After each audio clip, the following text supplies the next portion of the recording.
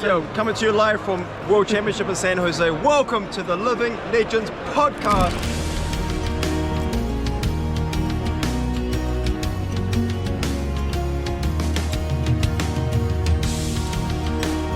Let's just start now, shall we? Yes. Bill's not here, but Bill's just absent today. I hope he's okay.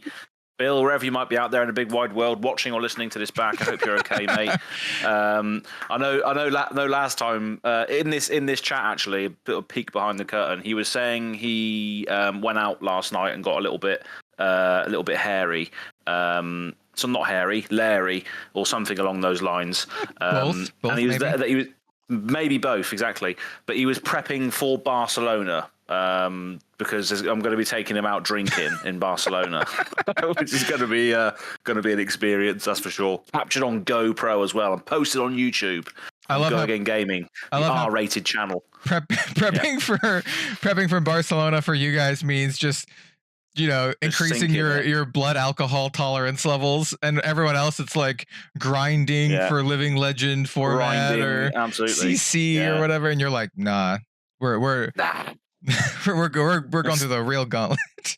It's all about meeting people in the flesh and blood, baby. Yeah, I actually thought that's what you meant when I saw it. I didn't know you were talking about Guardian.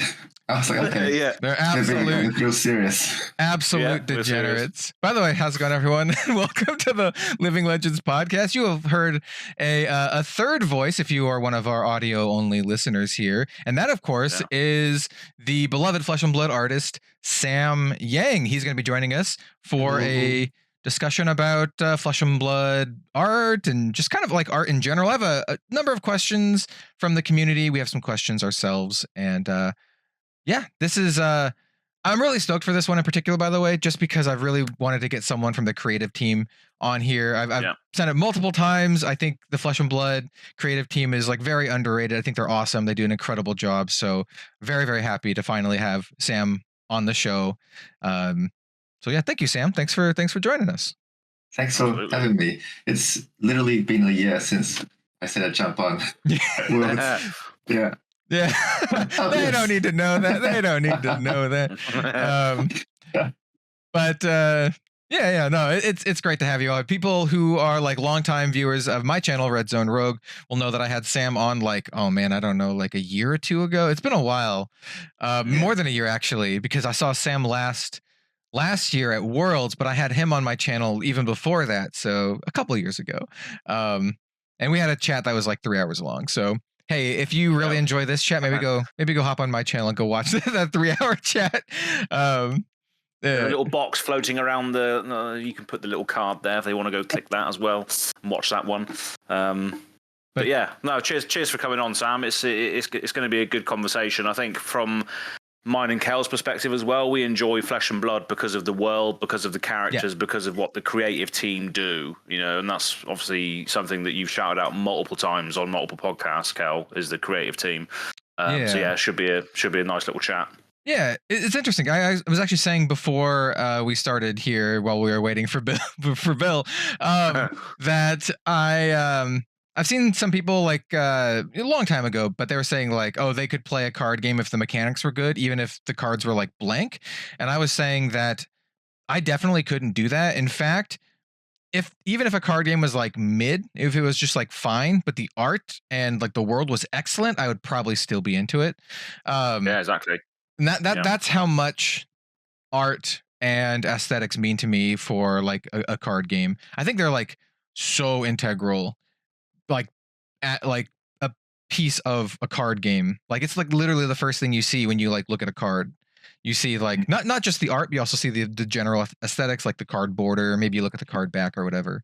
But I think they're super, super important for setting like the vibe and the groundwork for that. And also I think they're really important for like player retention. Like you get people, we've talked about this a lot on the podcast, like getting people invested into the world, getting people to relate to the characters or just have a character or something that they really love, and people really attach to that kind of stuff.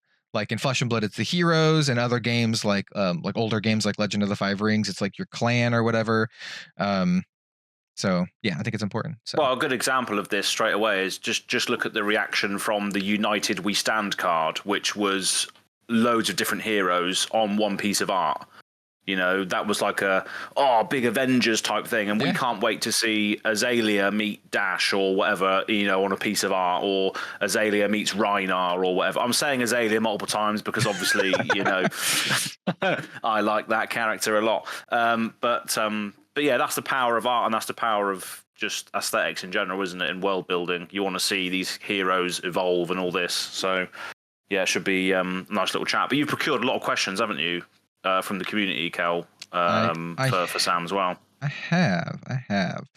Well, first of all, okay, let's start. Enough of Az and I just rambling. Let's get Sam into the chat.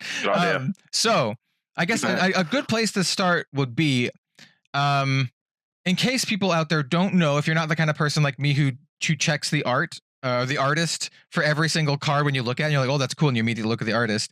Sam, who are you in regards to Flesh and Blood, and kind of what do you do? Cool. I guess in regards to Flesh and Blood as a whole, I illustrate for the card art. That's how I got into Flesh and Blood. But I'm also part of the creative team at LSS. So you may have seen some of my cards. I guess notable ones is like heroes like Dash, maybe Benji, Fi, Dash. And I guess I could go more to the creative team side as well. I know previously in the past I was like in our last conversation I was kind of just speaking from a very individual artist perspective. Now I can go a little bit more into the creative team. Would that be good? Maybe I can talk about like, I guess because we hear a lot about like who's in the team. You know, like I hear these questions often, and in the past it's like it's hard to define sometimes because we all do a bit of everything. But I can try to give something of a breakdown, you know, of the team, give some idea. Yeah. So the creative team is small, small but growing. We're quite picky of how we want to grow it because, like you guys said, I guess what you talked about before with how the art conveys feeling and all that stuff. We want to, you know, kind of preserve this like similar visions and, you know, all these ideas because it all comes together. And so, but our team, I guess we should start with Robbie. You know, Robbie is like the, I guess you could say he directs everything in the creative department. He has a hand in everything. Basically, he is the co-founder of LSS. So he also makes all these, you know, high level decisions with James, which is interesting because him being part of the creative team and also being a co-founder means that we have this really direct line, you know, and so there isn't wastage, you know. It's quite efficient and we can do a lot. We can work a lot and get a lot done as well, you know. He's also the storyteller, so like he does, you know, he depicts, or he decides the story plot, you know. He does the art direction, you know, scenes, all that stuff, card art, everything. He does production as well, production management, or he directs the production. So when I say production here, it's the printing, the physical aspect, you know, producing the physical game. And then he's also the CTO, so like he's the lead programmer. Like in the early days, he programmed the website and everything basically. Which actually is a good lead into the next person in the creative team, MJ. Oh yeah. So because MJ is basically the, you know, she was there from the beginning. She's one of the original LSS members. So her and Robbie, like really, they did everything, you know, outside creative team side. So where Robbie directs everything, MJ directs more into the brand VI, the mood. And like we're talking about feeling, it's like really big for us. So like she has a hand in the, you know, the mood and the feeling, and also like the world environment and stuff. So MJ directs and also draws, like does the art. So what are some things I could go into? So she's someone we'll call in. We'll often bring her in if we need to solve something mood-wise, say with a card art or something. If the mood is maybe not hitting it right, we'll bring her in for that kind of thing. She's quite heavy on the lighting, mood, colors, and the world kind of stuff. Yeah. Also, combined with her being one of the original LSS members, she's got this wealth of knowledge of like where the vision is and how it should go. Yeah, didn't so she really good at help her draw most of the card borders, like the frames? Yeah, so I mean, all the early frames, the logo, like all the art, the earliest like characters, I believe, most, if not all, yeah. And then she also, in that line, like the kind of more, I guess you could say, design kind of stuff, like you said, packaging, frames, logos,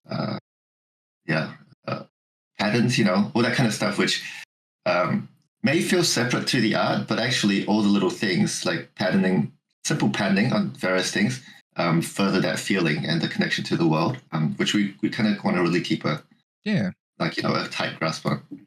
And there's Kat. Kat she does production management. So she manages the production like alongside Robbie, or with him, directing, overseeing and stuff, manufacturing and such. And she is also foiling manager. So she manages a team that does the foiling and also like looks to push the foil, I guess, potential. Like hopefully like players can see this like improvement in their foils as time's gone on, and she's really pushing to really squeeze as much out of it as we can, with the what you can do with foiling. Is that why like certain parts of the card will like be accentuated in the foil because that's the part they want to try and bring out on the card? Then all part of that process, is it? Yeah, so it's like it's very. I guess our foiling is very detailed and like a lot of effort put into it to really like craft it. So it's like lots of time spent to that, and yeah. And I guess the thing I should mention is that because we're a small creative team, everyone has they had in different areas too, so everyone kind of has crossovers, but yeah, these areas I'm mentioning are like what we kind of specialize in a bit more. And then we also have Henrik Lindner. He's he does many of the card art, and he's also a concept artist for us. So he does a wide range of characters, sometimes concepting some environments and blah blah. Yeah, and we have Jessica Nguyen. So she's done quite a few equipment pieces for our cards in recent sets.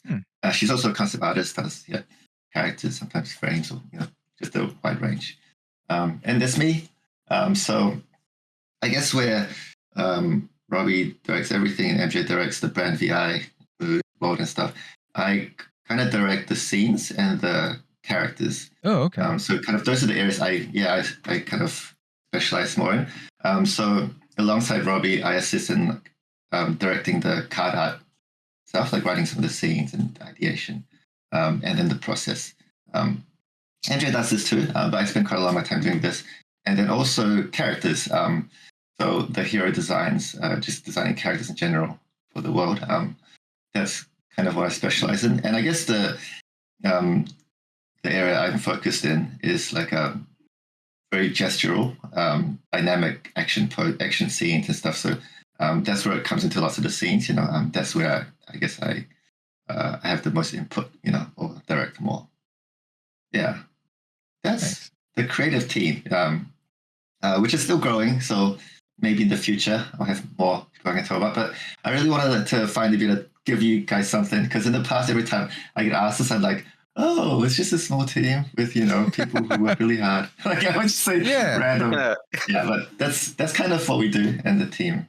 Nice. I think it's good to give like all the people credit, because like you said, I don't think a lot of people who play Flesh and Blood even know who these people are.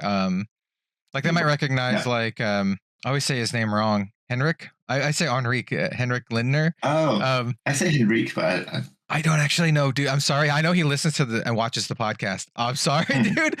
Henrik. Yeah. No, we all really show. I'm sure he does. Yeah. I'm so bad at that. I'm so bad with names. I am too. No, yeah. Cool. But I've got a follow up question for the whole team, if that's all right. It's not on the docket, so it's quite a deep one as well. So the main thing I was writing down as you were talking there was, how do projects look? So do you get given, like, for instance, Outsiders? Were you given like a brief that this is going to be in the pits and we want to have this sort of vibe, and then who follows up on that? Is that someone who draws the concepts of the characters first and then it sort of evolves from there? How do like projects sort of come to fruition? Where does it start and what have you? So this is where we're lucky, because like I said, how Robbie is, basically he has this rapport with James, being, co-founder, and be able to make high-level decisions. It means that I'm shielded from all that stuff. So I think actually in the team, I'm maybe the most shielded from things. Like I can really just, put like tunnel vision and just specialize, where I can talk to Robbie and he will talk to us as a team, and these decisions are already made. So I can be given clear instructions of, we need this art, that art, and just go for it, and then we'll discuss those kind of elements you mentioned, like maybe elements of narrative or design that are relevant, but there's no need for me to ever, like, I guess, dig or like worry about that pipeline. Yeah, so almost I should say it comes when it gets to me. It's like it's ready for me to run with. Yeah. So the vision and direction is already decided when you get it, essentially, so you know where the theme and the flavor is going to be already to a certain degree. Yeah, and I guess like if we talk about theme and flavor as well, like because there is this like tight world that we're creating, there are already like all these inbuilt ideas we all have and share. Yeah, I guess about the different worlds, and how things should be. Like how, for instance, I mentioned, like MJ is like she'll know a lot about the mood and the feel and the VI. So like some of these ideas are already kind of established there, if not written down already, like, something we all kind of understand. So it's very quickly go time, like, like we all can't wait to make, it's almost like we can't wait to make all of these things a reality, Yeah. Nice. All right. I hope that answers the question. Like, sometimes I ramble, and so like if I just start trailing off and like somewhere else, tell me. What was the question again? This is another thing we mentioned before we started recording, because when I had Sam on last, he and I both have the bad habit of rambling, and if you have two people who have this habit, then that's the makings for like a 3-hour video. Yeah. Oh, that's brilliant. Yeah. That's what you need. That's what you need in a podcast. People want to listen to this when they're doing their job, their day-to-day work and all this in their ear holes. So we need long content. That's what it's about. I mean, honestly, for like the podcast stuff, and even from like my main video stuff, when people tell me like they have me on as like background noise, that's not offensive. I find that very, very like, I think that's awesome. Exactly. Like, let me be like the background noise to your life or whatever you're doing, that's like, precisely. That's what I used to do when I would listen to a lot of podcasts, still do, but not as much as when I would work in like a bakery or work in other things long time ago. I would just have podcasts constantly playing, so I would be entertained or at least take my mind off of the boring crap that I was doing. So exactly, yeah. Shout out to Abroad in Japan. That's what I listen to a lot of. Abroad in Japan. Yeah. Chris Broad will never ever hear that. He'll never listen to this, but I'll shout him out regardless. But yeah, podcasts are a great thing. So ramble all you like, people. Cool. Yeah, I don't recall the last time I feel like I never sit down and just watch, any podcast like video ones. I always have them playing. It's like when I'm in the rendering stage of my paintings, when it's like I can kind of it's a bit more like hands off, like, I can listen to stuff. But then I realized, like I was saying before, I actually watched the maybe first half of Escape from Southmore like twice, because every time I try to listen to any kind of role playing like podcast, that's one I can't do while I'm painting, like even just rendering for some reason. it's almost like I need to visualize the thing, and I'm already visualizing. I don't know if that's why, but like I just I always just somewhere have all these holes in the story. I have to go back, and it becomes a mess. I wonder if that's just because I shouldn't say just, but I wonder if that's because what you're doing takes a certain part of your brain that requires you to visualize your own thing that you're doing, so you can't visualize something else at the same time.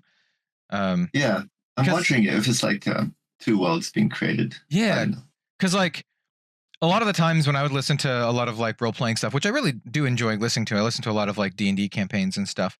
Currently listening to one from Acquisitions Incorporated, which is really good. I'll have it playing while I'm playing a different game that doesn't require me to pay attention to story or anything, like Diablo, for example, like Diablo 4. While I'm just running through a dungeon killing monsters mindlessly, I can have like the D&D session running as well, and I can still visualize that and still kill the monsters at the same time in the game. Really? So you can do that? That's pure skill. I can't. If I'm listening to an RPG session, I have to, like Sam said, really pay attention to it. Interesting. But and it's a bane because I have it on when I'm supposed to be working, and I'm just like, oh no, actually no, I'll just stop doing what I'm. And you got to keep reversing, and then it gets all crazy. See, what I can't do is I can't do it while I'm editing like my videos. While I'm editing videos, I have nothing else can be on because I'm focused 100% on editing the videos, and a lot of the times it's just like editing out like 4 seconds before I started talking, so you don't see the weird face that you make before you start talking or whatever. Like it's just a lot of like tiny crap like that, just editing in stuff. So yeah, when I do that, it's just like that's the only thing I can be doing. And also I'm paying attention to the audio because I don't want the audio to suck either. But Just a live update. We have heard from Bill on this live podcast.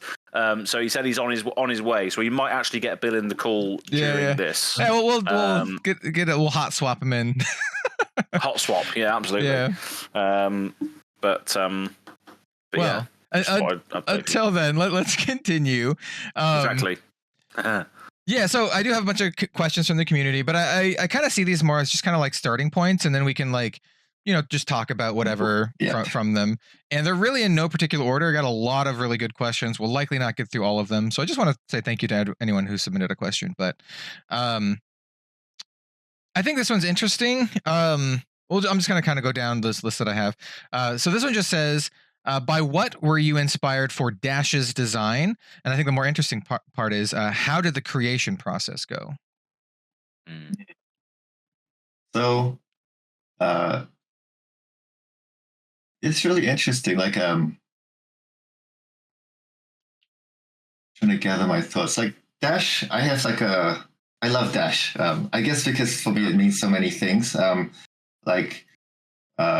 Dash was a hero I did before I joined the company. When we started the Dash concepts, MJ had already done like these sketches for the base like look, and then when I started doing the hero art, this is the old one, Inventor Extraordinaire, the original. I started designing the armor and all the stuff, like building on top of what was there, and then after joining and all this stuff, and I'm really understanding the world, metrics, the visual identity of our character and everything.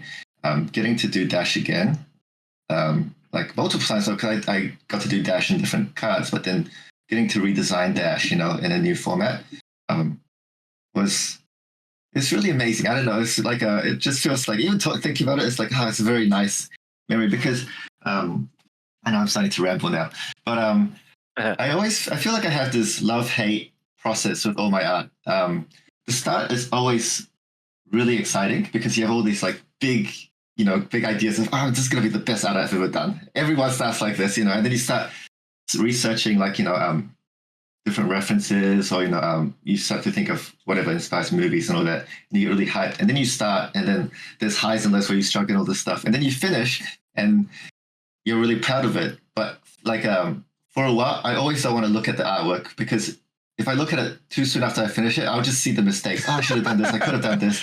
I've now realized I can do this. But then if I come back to it again later, I see it no longer like there's been some time, and I can appreciate it differently as something that's like something I've done. Yeah. So when I go back and look at my oldest artworks, like something from say 2007, they can be technically like terrible, but I can still really like the piece because there's all those extra elements. I know what I tried, all the commercial stuff. Bill, there he is. Hello. Hello. Hold on, everyone. I need to change the overlay. Okay. But did we just scramble? No, you know what? We can just continue to talk while I do this. Okay. Just carry on. Yeah, sure. The visual people will just see weird overlay for a minute, but no worries. Well, I do want to comment on what you're saying though. I think it's really interesting because as a creative person myself, I don't do art necessarily. I do YouTube videos these days. But I feel like there's a bit of a parallel there, except when I go back and look at my videos from 2016, I'm like, no, they all suck. No one should ever watch. No one should ever watch them because I've grown so much since then. And I think my old videos are like, I've improved and grown so much. I'm like, don't watch the old ones. They're garbage. No, I think it's but at the time when I put them out, I'm like, oh, this is good because it's like, oh, this is the best that I can do. Yeah. So like, this is good. So I think it's a really interesting kind of. Like I've done that recently as well. Like exactly what Sam said. Right. Obviously, with the spoiler video that I did for this latest set, Bright Lights, I did one video first. And then I slept on it, rewatched it, and then I changed the entire thing. I know it's not the same level as what you're doing, Sam, but I know the exact same process is you've made something, and then you look back at it and you think, oh, okay, I can do this differently, or I can do this better. And it is a nice feeling, but also a love-hate relationship, as you were saying, because you like to change things and make it the best version of itself. I guess that's just being a creator, right? Yeah, and someone who's growing, I guess. Yeah. Exactly. Sorry. Oh no, I just said exactly. Sorry, go ahead. Why did I ramble there? Oh, it's because when I started the new Dash, the design for this, I like that first stage of like the excitement, and all the, I guess the dreams of what could be, what you could add, and what you could do. It's really odd because even though we started bringing these like, kind of more futuristic elements to metrics, like, the cyberpunk stuff. In my mind, like the feeling of working on Dash was almost going backwards, like thinking of like when I was younger and like the anime I liked and stuff, So like I had like Cruel Angel Thesis from like Evangelion, like playing nonstop, like covers of it on YouTube, all these different versions while I was drawing. And even though like we're not, taking the designs from any of these different things, the feeling is like it's like that kind of excitement that's driving me to design is what's really huge there. So to go into like Evangelion, I've never seen the series, I've always watched and never finished it. I've seen the movies, haven't finished the news ones as well. There's a lot to be fair, and they just keep doing it and it gets more complicated and like I don't know, man. But so when I talk about like that kind of the feeling, like my memory of Evangelion is actually a very distinct one from there used to be a game in the arcades called Beatmania. It's older. Yeah, the buttons and the scratch. Yeah. Yeah, so you get to like pretend to be a DJ hitting. Yeah. It's like Guitar Freaks with that Guitar Mania. And so as a kid, my friend's older brother, had the emulator on his PC. So I would always go over and would play these like downloaded Beatmania songs, and people will make like their own versions, and that's where I first kind of encountered what I thought to be the first time seeing like anime, like in a more nerdy way, because someone had made an Evangelion song for it, Cruel Angel's Thesis, and put in all these clips, and I was seeing it and it just blew my mind, like the mechs, the characters. So when I talk about like I'm like listening and thinking about Evangelion, it's not even the show or like this larger thing, but just this one little timestamp of feeling. And I think it goes back to how we were talking about feeling so much on this stuff. like the feeling is really huge. And like when we talk about say like concepting Dash, I think early on we already knew the feeling we want. We kind of have a general idea of the look, but then within that I get to kind of play around and kind of I guess explore and put in the things I want. And so when we talk about like how I came to design it, all these old things of like, you know, old anime, I remember like Fully Cooley, like FLCL, all these different things. Yeah, you know, all these things that don't actually have a clear relation to it. They just come back. Like I think, you know, like you made a comment about like maybe Ghost in the Shell, about I messaged Sam after I saw his art for Dash Database, and I was like, I really love it, and it reminds me of two anime in particular. It reminds me of Ghost in the Shell and also Serial Experiments Lane, both, you know, widely beloved anime from like the 90s. And like those are the vibes that I got from it. So when you said that, like, you know, you were kind of rolling with similar vibes, I was like, oh, sweet. That's awesome. Yeah, like I was forced to watch Ghost in the Shell in uni. Oh, and because I was forced, I didn't like properly watch it, you know, like until like later. But all these things are just like in this, what is the word? It's like, I don't know, like it's just floating around that became like in my mind, this is clear, like, for me at least, like this idea of, wow, I can bring in all these like cool things I loved as a kid that were like, you know, kind of, I don't know, not old school, but like has like cyberpunk, you know, nostalgia kind of, elements. Yeah, and even though I think like the final Dash maybe doesn't have any of those things in there, I feel like it somehow pushed me towards it because there's this idea of our world and all these different ideas I have in my mind. But then as I'm doing it, we have Robbie and everyone else chime in as a big creative team as well. So it gets molded into something entirely new, I think. So very long-winded way to talk about how I think I thought about it coming to it. But I guess what I'm saying is I didn't sit down and go, okay, we want this thing from here, we want this thing from there, you know, and like this kind of process of maybe like picking all these little references or whatever, or ideas. But it was just very kind of more ethereal and feeling driven, which maybe is not very helpful in a technical sense, but that was the way I thought about it. And it made me I was so excited to work on it because it was like I got to access my childhood and, you know, so good. Yeah, so you never try to sort of imitate another piece of art. It's more like influences from everything else rather than just picking one bit that you like and trying to add that in, and picking another bit and adding that in. It's basically just your own experiences in a piece of art rather than trying to imitate something else. Yeah, and like kind of asking, how does this feel? And like, I mean, you could argue that every art is copying off every other art, you know? Yeah. And so, yes, I'm sure like when I mention all these things, you know, bits and pieces are like, you know, getting put in there, you know? But yeah, it's not like the thinking is not using that to drive it, but rather the feeling. I have a weird like that reminds me of a weird saying. Okay, so it's from Rob Zombie, who is a musician. If you don't know who Rob Zombie is, he does like industrial metal, but he's in one of my favorite documentaries of all time. It's called Metal: A Headbanger's Journey. He's talking about metal. He talked about the history of metal, and they're talking about Black Sabbath. And he's basically saying every cool riff has already been made by Black Sabbath.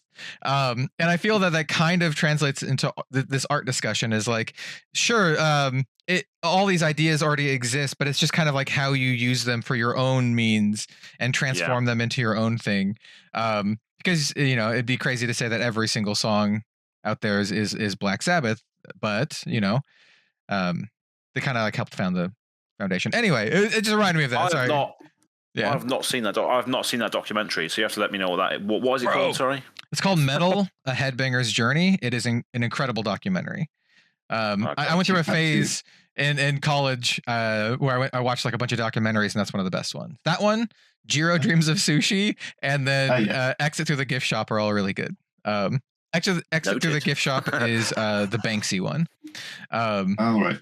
And then Jiro Dreams of Sushi is just about a dude who makes sushi. I don't even like sushi that much, and I thought it was fascinating.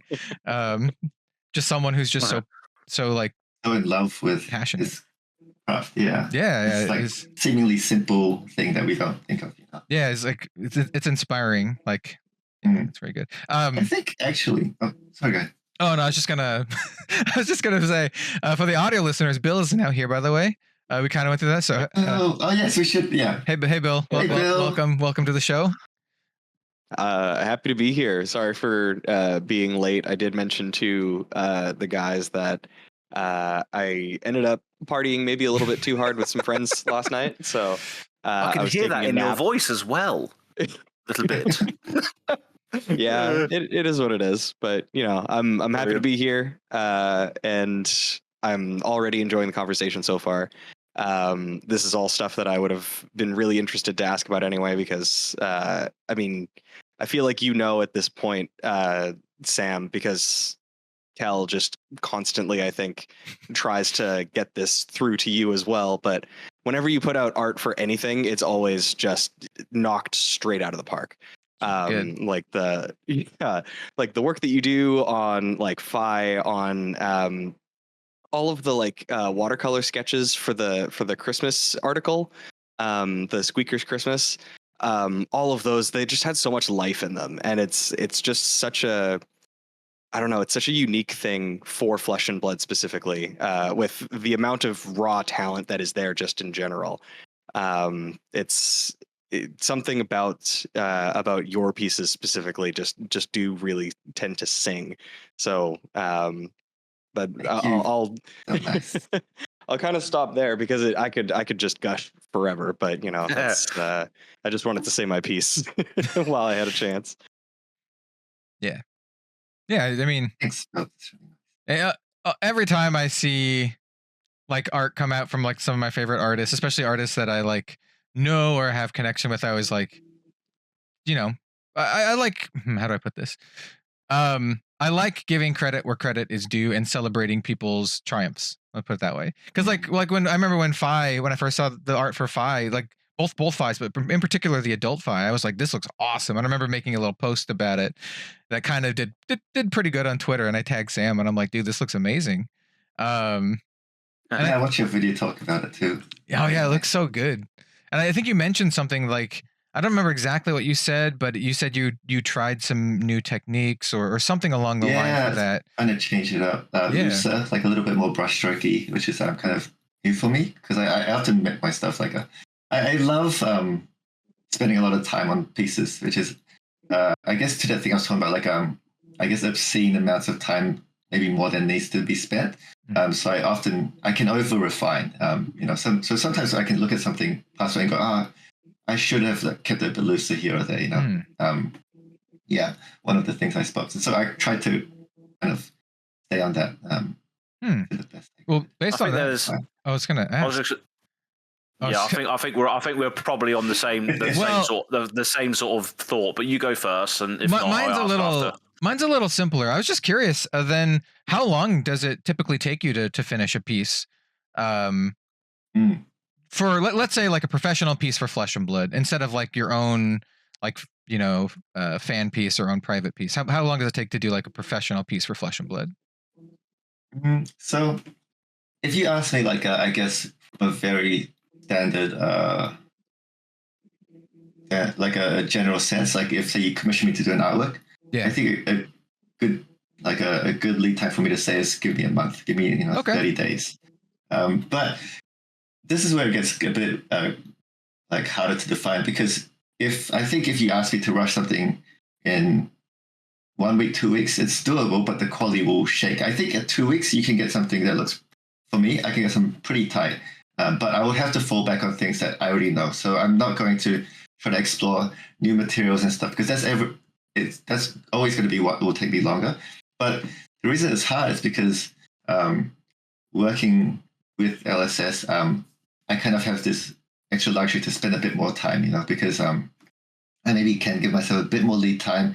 And at the same time, it's also beneficial for the team. If we take stuff that pushes us, you know, we kind of improve. So it's almost nice if I take fewer pieces, but try to do something different each time.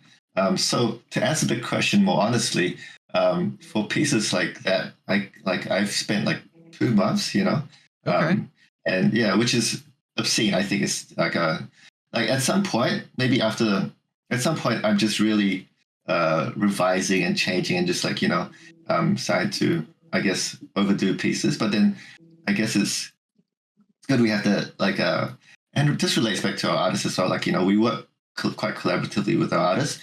We have the rest of the team to go like, hey, to kind of help direct it a bit so we can pull back or change things. But yeah, so I spend a long time. But the truth is, like my friends would tell you this, even before like this for my own stuff, I always have spent too long on my pieces. Like it's just ridiculous. Yeah. And it's actually to my detriment because and so it makes me very happy to be doing card art. Before, like when I wasn't, and I was trying to like do social media art, it's like totally the wrong way to do it. It's like you're spending like months or never posting something for like I don't know forever. It's not good. Yeah, which is what I would do. Still do. Yeah, I would never. Nice. I was just really curious because at this point in time, I've worked with a good number of artists for my own like original things with their own original characters. And some of the artists, well, a good chunk of them have been like artists who've worked on Flesh and Blood. And usually I'm pretty loose. I'm pretty easy to work with, I think, because when I work with the artists, I'm just like, unless I specifically have something that's deadline, even then it's usually like a month or more. I'm usually just like, hey, I just want it to be as cool as possible for everyone. So I don't have a deadline. Just go with it. But yeah, it typically ends up being for the pieces that I do about a month-ish or so. I think. I feel like feels there's a good close. sweet spot there. Yeah. Because I think most artists, if you push them to, they can create something quickly, but there will be less time for it to marinate, for them to come back and fix stuff, or like I guess. This is where, like, I guess different people have different abilities, like how much they can maybe handle and how critical they are at the time. I can find myself like losing myself into artwork and not being critical. Then I come back next time like, that was terrible. Like, I should go back a step. Like, but you don't realize when you're kind of there.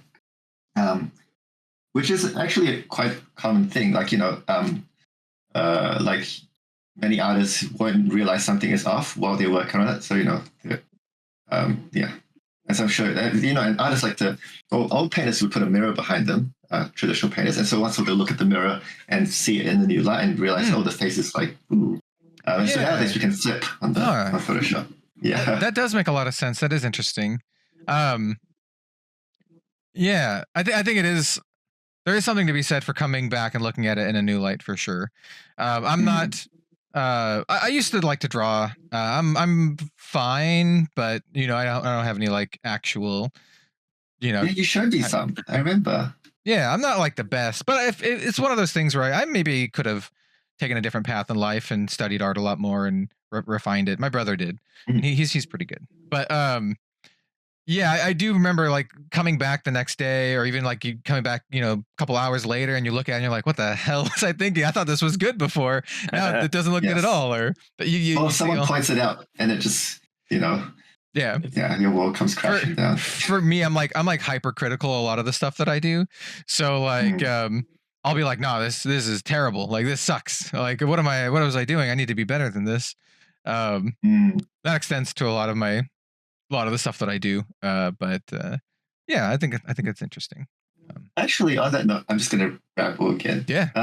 But the thing about coming back to the pieces and like liking them, I feel like more and more I'm able to do it now, where I'm able to remember what I was trying to do. So, for example, I like kind of trying to push the gestural stuff, dynamic stuff, and that means sometimes breaking realism a bit, as if you have like a weird lens warping or something, or exaggerate something if you were seeing an animation. Like, if you freeze the animation frame, sometimes it's like crazy. Right. But so in trying to do that, some of the anatomy and stuff just to break, and some things go off. And so, like, I have a good buddy, David March, who is a 3D artist. So who does lots of like modeling. So he's really like he knows the anatomy stuff real well. So if I show a finished piece of mine, he'll often go, "Oh, leg's funny," or "This is wrong," whatever.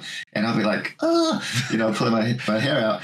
But like I guess the part that makes me actually be able to see the same piece and still go like, "Oh, there's something beautiful there," is remembering that I tried to do something that pushes it, and maybe something broke along the way, but maybe a certain other feeling was, whether I captured it or not, that there's another feeling that was, I guess, aiming for. And it's like, it's nice to think about. So like, in that same way, it doesn't mean that there are mistakes. The mistakes are there, but I can see in a nice way, almost like being able to appreciate the same artwork for like what it stands for or the feeling it gives, rather than just a technical piece, which is what I'll easily beat myself up. Brush economy is not good, or whatever kind of more technical thing you want to. Speaking of technical things, right? As an artist now, do you still draw like on paper analog, or is it more sort of all digital stuff going forward? So I know there's a mixture. You can do things on like iPads and that now, and I couldn't even try and like I've got a little phone here, which a little pen pops out of the bottom of it like this. Look, you can see that. And whenever I try and draw on this, it's absolutely awful. I'm rubbish. How do you do that? Let me get. I'm gonna guess, because I haven't done this, but I know I have a lot of artist friends now. Some of them are like very good friends. Some of them are anime artists. Some of them are not. Like good friend Honshu's anime artist, but she also did like the card back design for me and a bunch of other stuff. I know a lot of artists are digital these days, and they have like these, I don't know what they're called, but they have like these special drawing board pad things. I don't know what they're called, but I know they're expensive, and I know they have them. Yeah. And that's what I've seen a lot of folks use, but I'm not entirely sure. So yeah, toss it to Sam. Right. I just do digital. Like I'll sketch if there's like just paper around, but I've gotten so like familiar. Like I've gotten so used to the computer now that it's like there's too big of a difference. Like for fun sketching, but if I want to do something like further, I'm so used to using all the different tools, so it handicaps me doing traditional.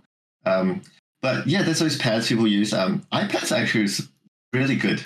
The iPad has like such good feedback. Like it doesn't lag, and it feels. It's a lag on some of these tablets.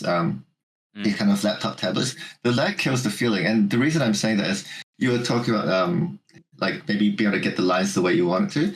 I think there's a certain there's some ways around it. Like if you try on your phone or any such thing to draw a line really slowly, you'll find on the computer often it's very jittery. It feels bad. You can just use smoothing, like in the tools settings, to help that. But the workaround is drawing with like this kind of momentum. So later on we can do a little drawing, and I can just quickly show you there. It's like kind of you're drawing with like a kind of momentum, like to throw the thing so that you get the smooth lines. Yeah. But you're still drawing with your hand rather than like a mouse on the computer. Yeah, with hand. Yeah. Right. Mouse Okay. yeah, crazy high level. And like, Yeah, I was gonna. That's what I was thinking. That's what I was thinking. Like, how do they do it? But it is still. Still. Yeah. Okay. Cool. Yeah. Nice. Oh, yes. I guess a little bit on that vein then, but not quite. Just talking a little bit outside of Flesh and Blood. Do you do any other art outside of Flesh and Blood? And is there a particular place that the viewers and listeners can go to see what other artwork you have done? So I guess this is a opportunity to promote all your socials, but also like, do you do any like fan art or any personal work outside of Flesh and Blood? I used to more. Recently I haven't. Like I've done all just Flesh and Blood stuff. And that's maybe, so I get some messages and emails once in a while, like asking about commissions. And I always feel bad turning them down because almost all anytime I give myself to do art, I want to just use that to do more Flesh and Blood. Like, I understand. Yeah. And I think because prior to this, I was like trying to do more social media kind of art, like, some stuff. I really love cartoony stuff as well because I come from an animation background. But being able to do like the Flesh and Blood card art, like, that's been like it keeps me very satisfied. Like satiates the hunger. So I just go all in on that. So I haven't been doing much other art. Thinking maybe in the future if I do, fan art's fun to do, like of whatever you're into at the time. I guess it's emotional draw. But then I'd be keen to do some like, personal project stuff. But at the same time, when I think of those things, I kind of want to think of them in sets. So in sets, like maybe a set of a certain number of artworks. So I don't actually see myself doing that anytime soon. Like I imagine I have to put aside a little amount of time, chunk of time to doing it properly and stuff. Yeah, I do remember seeing some of your older stuff on socials. Like I remember seeing like you have like some like Witcher cartoony Yeah, kind of it's stuff. Witcher. Yeah. Yeah, well, Witcher's pretty Yeah. good. So, but Yeah. But actually, to that point as well, it kind of links back to what I was saying about like the Flesh and Blood art, where for me, I kind of am doing well, so I get to kind of push myself a little bit. So it's like I'm in this lucky spot where I get to kind of almost like do the art I want to do, and it goes into a card. Like it's just it's the go-to immediately of like how I should spend my art time. nice. I guess you're always adding to that world as well, and the more you add to that world, the more it fleshes it out for everybody else who's involved with it as well, right? The players, everybody else. So yeah, and it feels essentially it's that hunger to create, or like whatever hunger I had to create my own worlds or characters. It kind of get to do it in there, which is cool.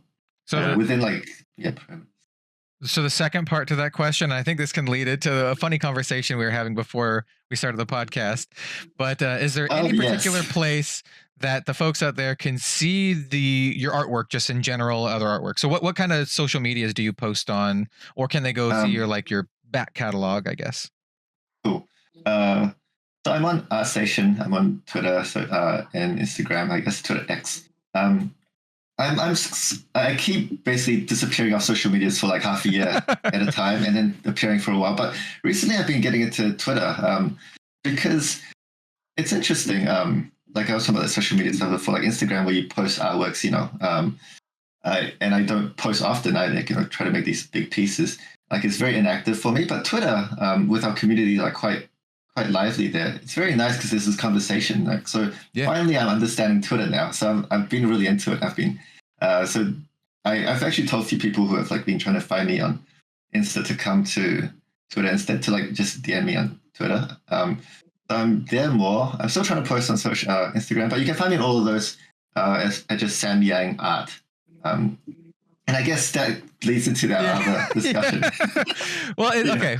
So I'll kind of lead into this. So yes, you can find Sam on Twitter at Sam Yang Art, not at Sam Yang, because there's another artist called Sam Yang who also does very, very beautiful art. He's a very, very skilled artist, also named Sam Yang, at Sam Yang. And people confuse the two, which I think is very funny. And even people in the Flesh and Blood community confuse the two. Even the Flesh and Blood art house syndicate confused the two, and they linked to the other Sam Yang. And then I had to be like, no, you want Sam Yang art. He's the one from Flesh and Blood. The other Sam Yang is this other artist. So I just think it's kind of funny that there's like so many like really talented artists named Sam Yang, and like you get confused between them. There's so many. So when there's that Sam Yang, and then there's also another slightly older Sam Yang who used to work at Blizzard and then went to Riot. I don't know if they're still at Riot, but so my entire life there's always been Sam Yangs all around, like artist Sam Yangs. And so you guys might actually know the older Sam Yang. So he was one of the early guys who did like kind of fan art like digital. He did like 3D Pokemon, and he made them kind of like a little bit more serious. And it was really like, I guess it popped off. So I clearly remember finishing uni, and then my mum searching my name and seeing that Blizzard Sam Yang's artwork, 3D art. And my mum couldn't really tell the difference. So she's telling me like, this Sam Yang is so much better than you. You need to change your name. No. It's a different, it's 3D, blah, blah. But it's really nice. Like, I got to know that Sam Yang, like, when I started posting stuff in some art channels on Facebook and things, we actually found each other, and I got to tell that story, and, it was very nice. But yeah, I've also seen like other up and coming, like newer Sam Yangs. So just so many of them. But I was thinking, Cal did, I think you did reply to someone saying, I think you were looking for this Samyang. Yeah, Very yeah. nice. They're- Thank you. But support all the Samyangs. I just went and looked up on Twitter the one Samyang he's got quite the following here on Twitter. Yeah. His is he's at Sam Does Arts. And I'm looking at it, and there's a whole bunch of Flesh and Blood people following him, probably because they think it's you, because it's being followed by like Jacob Bertrand, Three Floating. I may or not be one of those people, but and then there's some artists some other artists that I actually know who are following them, but I think for different reasons. Like Amelia Tan is following them, but I think that's because she's also a very skilled artist. But that Sam is like really popular right now. He I think he does like YouTube. He's really big on YouTube. He does like I guess tutorials and how-tos and all that. There's a lot of really there's a lot of like pretty ladies. I can see why people really like his art. Yeah, I'm like, this looks cool. She's pretty lady with a sword. Yeah. Yeah, so I've seen on the Discord, I think I was telling you earlier, I've seen on the Discord someone mentioned a set that was in Dust Till Dawn, and they said, like, this is the most Samyang art I've seen. I can't believe it's not him. But I knew they're thinking of that Samyang because it's it has this kind of lighting situation, and because he does these really nice, like, warm, like, light glows on, like, pretty faces, and yeah, very funny. It's just always this is Samyang. Yeah. I figured we should just bring it up just because I thought it was kind of funny. But yeah, like I said, there's a lot of just really, really talented artists named Samyang. Support him. Yeah. Okay, cool. Well, I guess it doesn't translate or doesn't segue that well, but this person is asking what your biggest artistic inspirations are. Though I guess we talked a little bit about them before. You mentioned you're drawing some inspirations from like your feeling from the Evangelion thing that you were but so I guess this is multiple. This person asked a bunch of questions. So what are your biggest artistic inspirations is the first part. And then they ask, do artists ever pitch illustrations or concepts that later become cards? I think that's completely separate from the first question. And then basically what this person is getting at is they understand the need for brand unity and like cohesion, I guess is what they mean among all the art. But they really hope to see some more fun alt arts like your head jab art in the future. Right. So I guess they want to know what your inspirations are, probably most in relation to that head jab art, and then that kind of stuff. Okay. So there was a middle question. Was it something like, do the artists ever pitch art themselves? Yeah. Like, does that mean like to us and then it becomes a card? Do artists ever pitch illustrations or concepts that later become cards? I think they're asking if artists ever make a suggestion and then it becomes a card. Yeah. Personally, what I know about making card games, I don't think that's true, but I mean, maybe Sam can have a little bit more insight on that. Cool. Yeah, so even for like Head Jab, the comic style one, that was like Robbie's direction. Like, he said, hey, let's try this thing. Before I was part of the creative team. But I think generally because like we were saying, like, yeah, and like you were saying too, like you guessed, there is this really tight, kind of discussion that happens early already, Robbie, James, and the game's design and all this kind of stuff. That doesn't typically happen, not to this full extent of they pitch an idea, because we work collaboratively, like, and some artists like really thrive when they're given more freedom. There's always this little dance that can happen where, hey, this is cool and we can push this direction, but kind of always collaboratively where we are still kind of making sure, like maybe they mentioned sticking to the overall, the correct world branding, VI, and all that stuff. So I would say, to my memory, no. But yeah, I mean, it's an interesting case. Because like, we as a team, we're always trying to grow and like learn and stuff as well. So I'm just imagining a situation where, such discussion were to take place. I can imagine. I guess it would just be like, if maybe in this scenario, like you're all doing your thing. I don't know how the office looks like, in the LSS office. They have a but new, if someone, they have a new office actually. Yeah, I think so. Yeah. Ian said that. Yeah.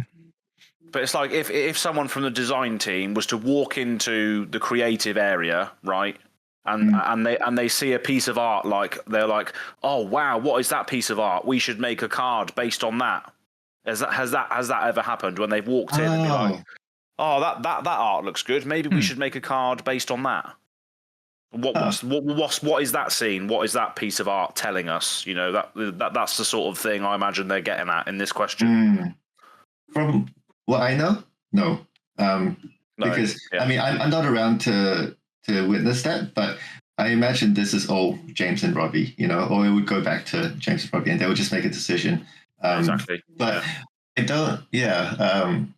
I don't think that happens. Yeah, because it's such a firm direction. Yeah. Direction's already set, as you said earlier. Yeah, it's already been decided, isn't it? Yeah, and you're just focusing in on it. I think so, but there is, I guess, that question, because it's quite broad, in the sense that we're collaborative. You know, it's like we're not shut off to things that the artist brings, like their own flavor when it works. You know, but to the extent of like changing everything, I don't think that happens. A bit to that question, and this also ties into another question that I'm just seeing here. It says, what art pieces and artists currently working are you most influenced or inspired by?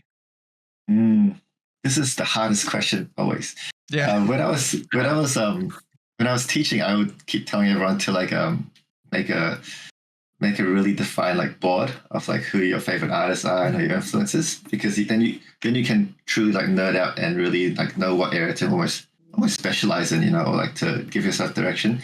But then whenever I'm asked the same question, I don't know.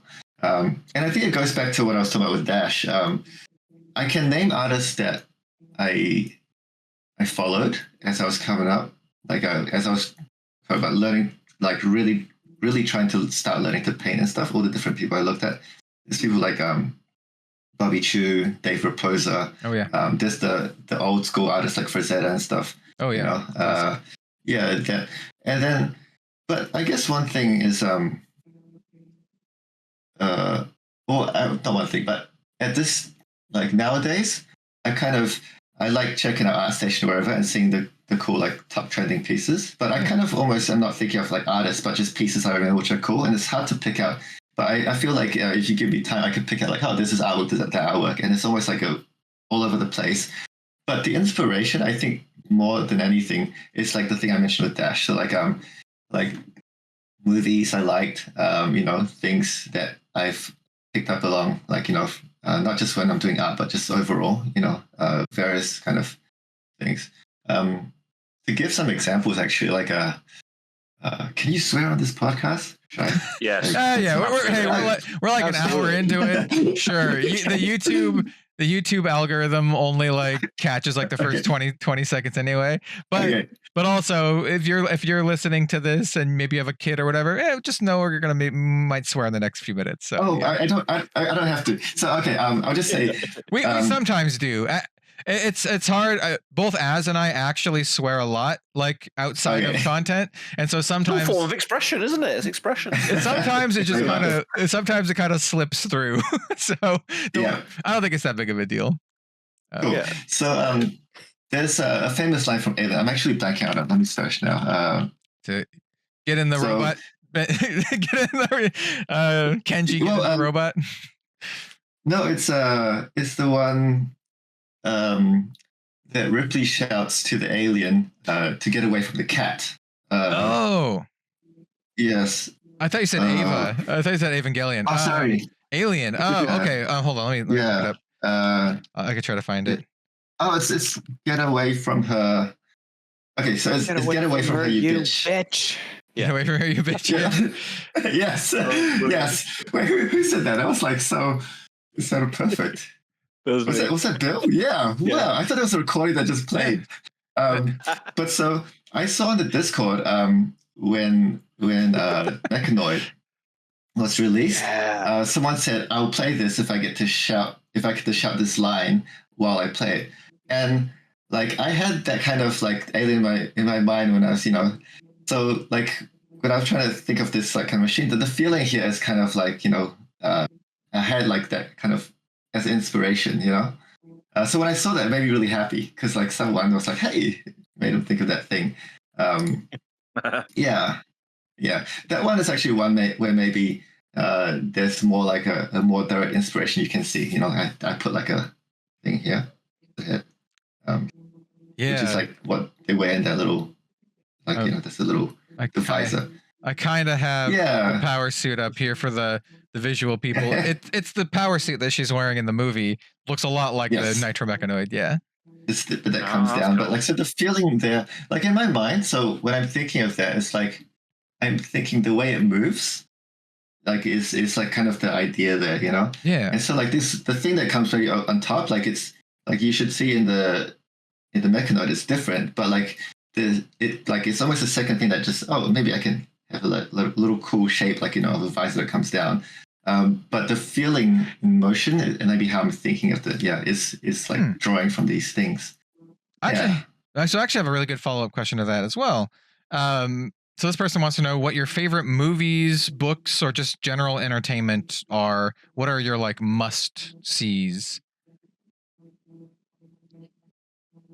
I really like horror movies. Ooh, hell yeah, dude. But I don't think I pull them into, like, I feel like the art I do is not kind of that kind of stuff. There's got to be a horror Flesh and Blood set in the future, surely. Oh, dude, I would love to see some horror art from you, Sam. Oh, so your art is so like colorful and like even like the more like I don't know, like I don't want to say scarier, but the more like brutal looking characters like Fi looks pretty intense. It's still very like colorful and not that stuff. Not like gory. I think we've mentioned him before, and I don't know if he's listening to the podcast now, but shout out to Henrik Lidner. Yeah, he would be baller at that kind of stuff. His art is very like very, very horror, pilled. Yeah, I think so. What's your what's your favorite horror movie, if you have one, or maybe not your favorite, just one that comes to mind? Yeah, one that I like. So ones that I like, I guess, kind of more recent ones. I liked were I really like It Follows. Oh, actually, I don't know if you guys have seen that. I thought it was really good. It's a really interesting take on like a horror movie. Yeah, I dig it. Yeah, and so actually, I like horror movies because this is like this chance to explore some really interesting like premises. And so I feel that's really cool. I mean, everyone likes Hereditary. That was like, I thought, really good. Hereditary's good. Yeah. Like, this is going to sound really snobby. This is going to sound very much like I'm back in college because I mentioned this before, but I have a degree in film. I have a degree in film. Yeah. I actually studied horror films a decent amount because they offered the classes, and I was like, hey, let's do it. I went to the University of Oregon, by the way, and I took multiple classes on horror films. One of them specifically on Asian horror films. Mostly when I say Asian, they focus most on Korean and Japanese. But yeah, I really like the horror films that you can have a good discussion about after you watch it, and those are my favorite ones. Where you can sit and just talk about, like, so one of my favorites is A Tale of Two Sisters, and I think it was Sungwon Park film. It's a Korean horror film. Asian one, they remade it in the US called The Uninvited. It's not as good, obviously. You should watch Tale of Two Sisters. But what I love about it is, and this is not really a spoiler, is at the end of the movie, you pose the question. You're like, wait, what parts of the movie were real and what parts of the movie were like in the character's mind? And then like you can actually have a good discussion about like what you think was actually real and what wasn't real. And I just highly recommend going to watch the movie. It's so good. I haven't seen it. I've seen the post, like the cover for it. Yeah, it's just it's a movie. Well, it's a horror movie, so it's not pleasant. It's a movie about loss and trauma and dealing with that, and then maybe ghosts and some other stuff. I don't know. I'm not going to spoil it, but there's some pretty terrifying scenes in that movie. Some of the ones that I remember is like the girl's like lying, she's trying to sleep and lying in her bed, and the door just cracks open a little. And you see like this POV, she's like hiding behind the covers. You see the door crack open, and then she like goes under, so the screen goes black, and then she goes up a little bit, and then you see like a tiny top of a head start to go up the base of the bed, and then she like goes under the covers and it goes up, and the head starts like, I don't know. I don't want to spoil it too much, but it's really good. I guess because there's like because I study animation, like there's a little bit of film stuff in there, but not to the extent of like what you would have done. But I guess horror requires some of these like interesting creative uses of like framing, how you write the timing, the pacing, all to make it work.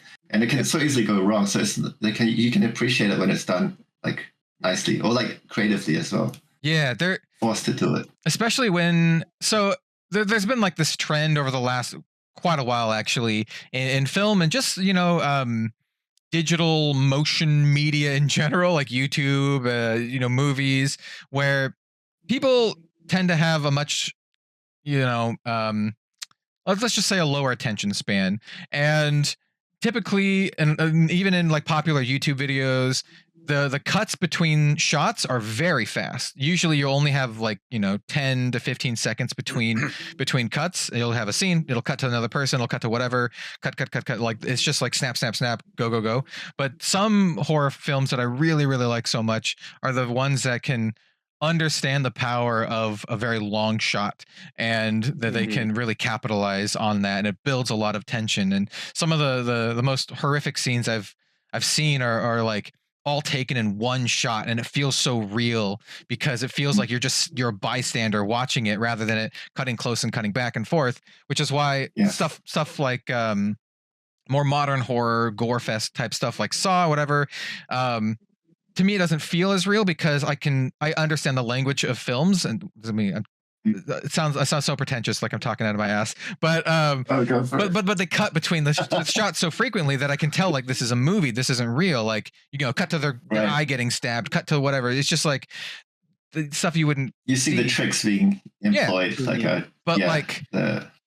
There's a movie called Sympathy for Mr. Vengeance that's brutal. It's a brutal movie, and there's like these scenes where like they just get under my skin. It's like someone's getting like beat to death, but it's like such a long scene and there's no cuts and it just looks real. It looks like you're just watching. It looks like you're just someone watching it. And we're getting into the kind of the weeds, I realize, but that's cool. We're doing the rambling thing, but I like it.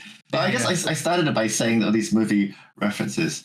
I should mention too that I guess because I've been mentioning like, hey, this show or that movie, that it's like hopefully people can see that I'm not taking like that thing and pulling across as like an inspiration among many other things. Yeah. We shouldn't have to say that, right? I think that's true for any like creative person or whatever. Like even if like for like me, for example, for making YouTube videos, I have YouTubers and content creators that I very much like and respect. But me personally, I don't try to directly copy anyone, but I like to maybe incorporate styles or just kind of like vibes from various people that I really like. And so there's some people that I would like to emulate, but I don't think I can because they just put far too much work into it. Like as mentioned, Chris Broad from Abroad in Japan. Those dudes, every video he makes is like a S tier documentary about like, I don't know, eating food in Shinjuku or whatever. And but like his cinematography is like so good. The guy is like, oh god. Anyway, but yeah, I think a lot of just the way people are, both creatively and maybe even not creatively, are inspired by the things around us rather than just any one particular thing. I think so, and it's cool. Actually, this is like more the case for me. For some reason, maybe I feel like for the metric stuff. So when we think about Dash and like all the mechanoid, this is for one area where I feel like I can suddenly pull in all these like other things. Feels like for me on a personal level, like doing the artwork, the card art, more so than like the other ones. Like I'm not sure why. Maybe because of like the steampunk / cyberpunk thing has so many like I guess pop culture like I guess like strong iconic elements, that are just so cool. Like it's like burnt into the like this idea of like for database, like that kind of visual. It's like I feel like you could show it to like people even if they don't know Ghost in the Shell or something, they have this idea of like what this is, like this kind of data space thingy. I'm blanking on the word for this. It's used in a lot of like exactly what you're saying. It's used in a lot of like pop culture, like cyberpunk IPs and stuff. Like even in if people are familiar with like the Cyberpunk 2077 video game, there are parts, no, it's not really a spoiler, where you go into like cyberspace, right? And it visualizes you as kind of like a weird cyber ghost thing. Like it's the part like has to do with like the black wall and all that kind of stuff. But Yeah. It's like the Matrix as well. The Matrix is just like ingrained in people's culture, isn't it? These days, the Matrix was like pioneering for when it was, and that's the whole sort of green code going down the screen. Isn't it? Yes. So yeah, definitely. Yeah, and of course everything like it feeds into itself, because like we've been talking about like Ghost in the Shell. I'm pretty sure the Wachowskis were heavily inspired by stuff like Ghost in the Shell and all. Yeah, all that there's kind all of these stuff. little homages like all within this, especially in this kind of field, like this kind of, I guess because it's like this sci-fi fantasy field where you're making up so many things. Yeah, it's like there's all these little cool things you can. It's like actually I think of like old Fallout games and stuff. You know, they really have all these little interesting, you know, like nerd details, like references to pop culture and other, you know. Yeah. So I do have a question here that I'm going to skip over a couple that I think we should go back on, but this one does tie into that. So this person is asking, this has to do with metrics in particular, actually, and bright lights, and kind of like an aesthetic. I don't know if change is the right word. I'll just read what they said. So it says, prior to bright lights, metrics and the mechanologist aesthetic leaned heavily steampunk. Can you describe how the updated blended steampunk/cyberpunk aesthetic came about, and were there any particular challenges involved with this change? Cool. So this is like not my area. This is like something that, again, like, you know, I guess James probably discussed.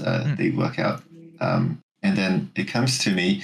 But I guess one thing,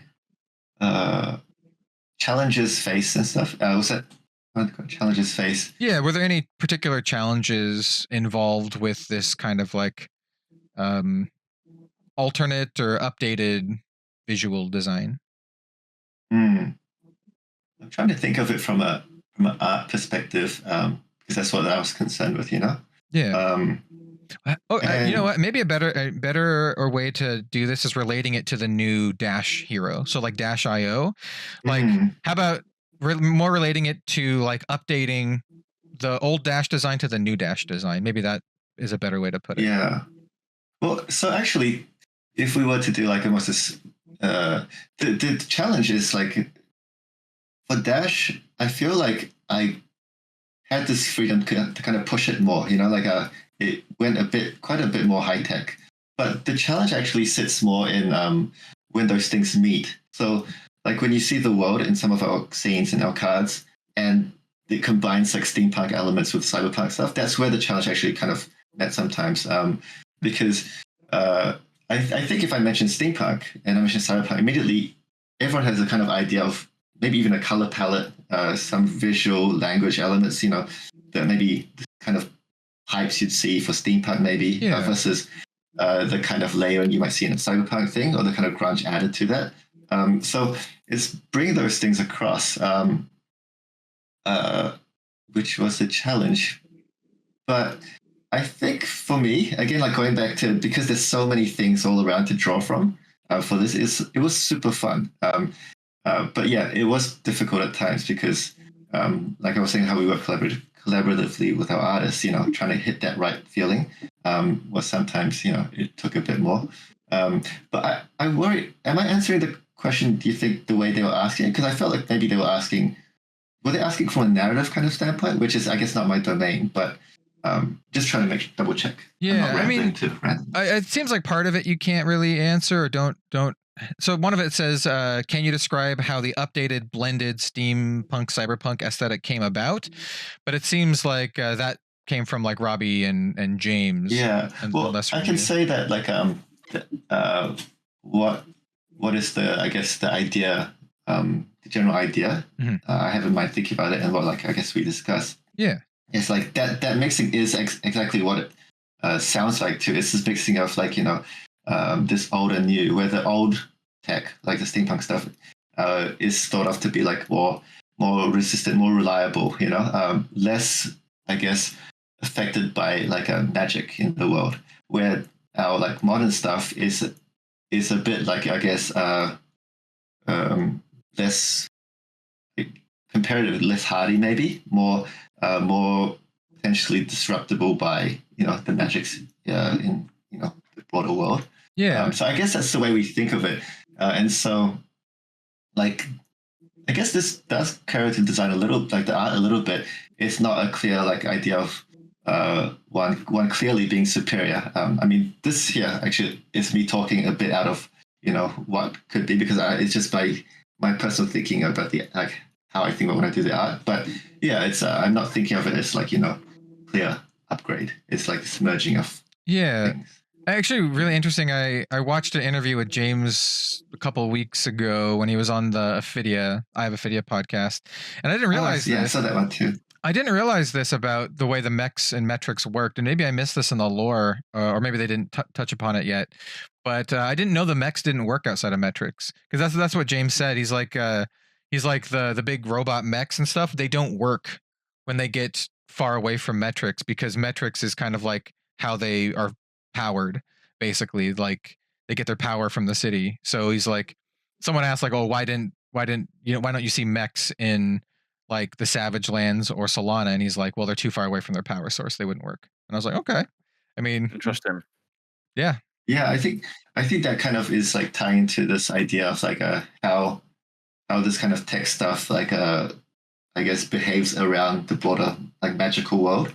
But yeah, that's an area I don't want to say give the wrong narrative about it. So, right. but there is kind of there is this kind of I guess idea as far as I know. But that is not my. Yeah. Well. Yeah. Well, and speaking of regions, then, what region of Wraith is your favorite to depict? And I'm sure you can't answer this part, but any teases for the art direction of areas we haven't seen yet? Anytime I read a question like that, I know they're not going to be able to answer it. When people ask stuff like that for like Brian or anyone on, I'm like, there's no way they're going to answer this. I'll just say no. But for the first part, I love metrics, and I think I guess I've been repeating the same thing because like all that kind of it's a chance for me to put all this nerd stuff, pull from all this. You know what? I have a follow-up question of my own to that then. Is there any region that you would really love to draw that you haven't done yet? Or more of? I guess maybe you've dabbled in all of them, but is there any region that you'd like to draw more of that you haven't done yet? So we're talking about like I guess as an illustrator, right, doing the card art and stuff. Yeah. I actually personally I love like paintings that can achieve a very like kind of almost like a light faded look that isn't bland. I don't know if that maybe sounds really weird, but like a painting that has maybe lots of use of whites, but within that lots of many colors that give it large range. So it's very interesting. I love that stuff. So I actually really love Solana context, but I also don't like. I almost don't enjoy doing a lot of like kind of the typical I guess knights kind of drawings. So it's weird because I love those pieces. I love looking at them. Like some of my favorite pieces are those, but at the same time, it's something that I don't get into. So maybe if I can dabble more, like maybe it's an area I'd like to like learn. Because if this is a certain look I can capture with it, I want to do it. But not sure if I know how to like not really even know what I want to do with it. But yeah, I want to do more of that if I could find kind of look. I can definitely see that when looking at your art. I don't remember if I mentioned this during the podcast or beforehand, but I was saying that one of the things I really love about Sam's art and just my favorite artists in general are how I could pick out their art from a bunch of different, like it's instantly recognizable. And I think Sam's art is definitely instantly recognizable. And you definitely do go towards a specific, I don't even want to say color palette's not the right word. It's like a general vibe, right? I kind of want to say pastel, but it's not pastel. You just have like this general vibe of this kind of like, I don't know how to describe it, semi-faded look. Like, it feels like, like retro, but more in vibe than context, if that makes sense. So when I hear you say that, it makes you very happy. Cool, yeah. Yeah. That's a nice I'd like to do. Yeah. Yeah. Yeah, there's this painting, I can't remember who, it's a guy's feet on like cobblestone, but it's all white. The feet are like pale, almost like super pale. And so because it's very pale, you can see the colors of the veins and everything kind of coming through slightly. So it's actually really colorful, even though it's white. And then the cobblestones are white, but because of the reflections everywhere, it somehow looks very like it looks very powdery, yet has colors. And it's just I don't know who did it, but it's like that's a really beautiful picture to me, because it's hard to do that and not make it just and to still give it a good like value range and color range and be interesting. Very easy for it to become like a feel bad piece, you know? Yeah. It's like it almost reminds me of like looking at a really old painting, right? Where like the colors aren't like as super vibrant as maybe they once were, so they've kind of just muted just a little bit. That's kind of the vibes that I get. Yeah. This is weird line, because I think almost like you mentioned about like in film, when you can see that like some typical or cheap tricks being employed, you can see that in paintings too. I don't think it's cheap, but there's go-tos people use. Like it used to be a big trend to just desaturate things to get a cinematic look, to mimic film, right? Or like use chromatic aberration or lens flares, like which gets called out more now, but which looks good used properly. But it's also a tool that people fall back on. So, but when it's done right, you get this really like beautiful, I guess nuanced take. This is a weird tangent, but I always think it's funny when I watch any of the like, I don't know, those kind of like those shows that you'll see on like the Travel Channel or History Channel or whatever, where they're like following someone. It's like a documentary style, but then they show like a top drone shot of their car driving or little coming. I'm like, who the hell got that shot? Like someone had to like stop, get out of the car, set up the drone so they could get a shot of the car driving, right? Like they don't just get it. Someone had to get this shot. So that stuff like that I always think about, that takes me out of like stuff. I'm always thinking about like, how did they physically get this shot? Yeah. You realize there's like these awkward conversations that actually break the entire mood that are happening off screen. Yep. Yeah. Yep. Yeah. Or like when they're like, oh, they discover something new or whatever, but they get it from like the POV of the item, and I'm like, wait, you had to put the camera behind the thing to set it up so you could get the shot of the person discovering it. Like it's like 5 different takes to get the reaction of the same reaction. Yeah. Oh yeah. It's just there's just kind of stuff. In some ways, learning about media and I would say movies and TV, but like media in general can in some ways ruin it for you, change. But what I like to say is it changes your perspective on it. And, at some point, at least for me, I learned to kind of just ignore it. And I think that helped me enjoy media more, to be honest, because then I just like, it's easier for me to just turn my brain off and be like, I'm just going to try to enjoy this thing and not think too much about it, because if I think too much about it, then it's just going to be exhausting. Yeah. Well, I think it's similarly with art. I think with any kind of like a pursuit, right?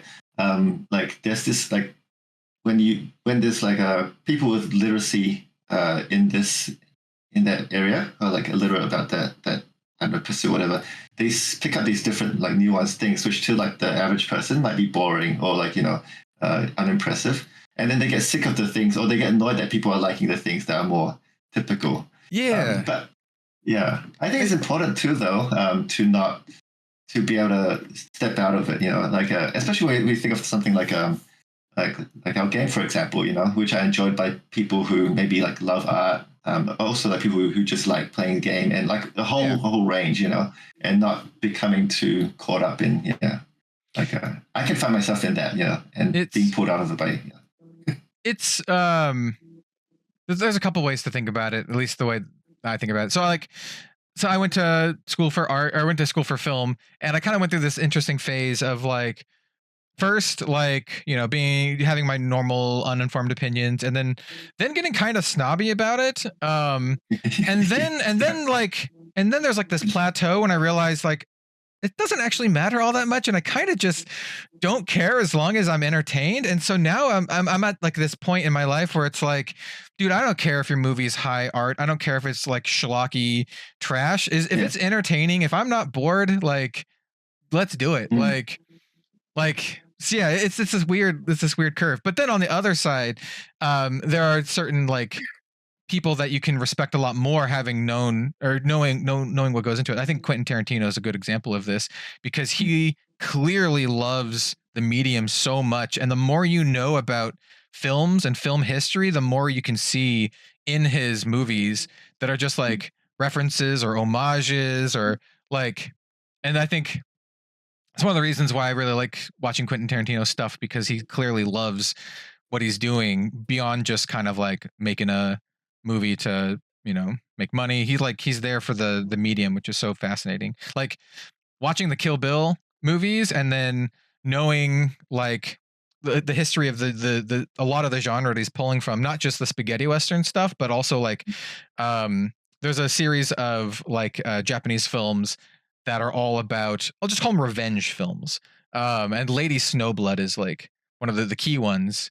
It's this old Japanese movie about a lady who goes around and kills people who, let's just say, wronged her. I'm not going to go too much into it. It's a little graphic, but yeah. So like once you get and like so, this, you can enjoy the movie by itself, but once you get like this extra context, it just adds a lot of like cool flavor to it. And yes, that's what I'm talking about. That's why I think, like the stuff I was talking about, it sounds like I'm comparing myself to Quentin Tarantino, which is no, but like, you know, like, but it's, I think when there's this wealth of things to pull from, like, it's so cool to hide these little, like, whatever you want to call them, you know, homages or like little, I guess, because it pulls from the zeitgeist of everyone's understanding of something, if they are into it. And it kind of like, it's almost like you're bringing so many things. I feel like you're adding so much narrative with something that seems small, because you're pulling from people's like understanding of wider things related to that. I don't know. Yeah. And I think what makes it so great is like when the pieces work without having any knowledge of that kind of stuff, and someone can be like, oh, this looks really cool. I like it.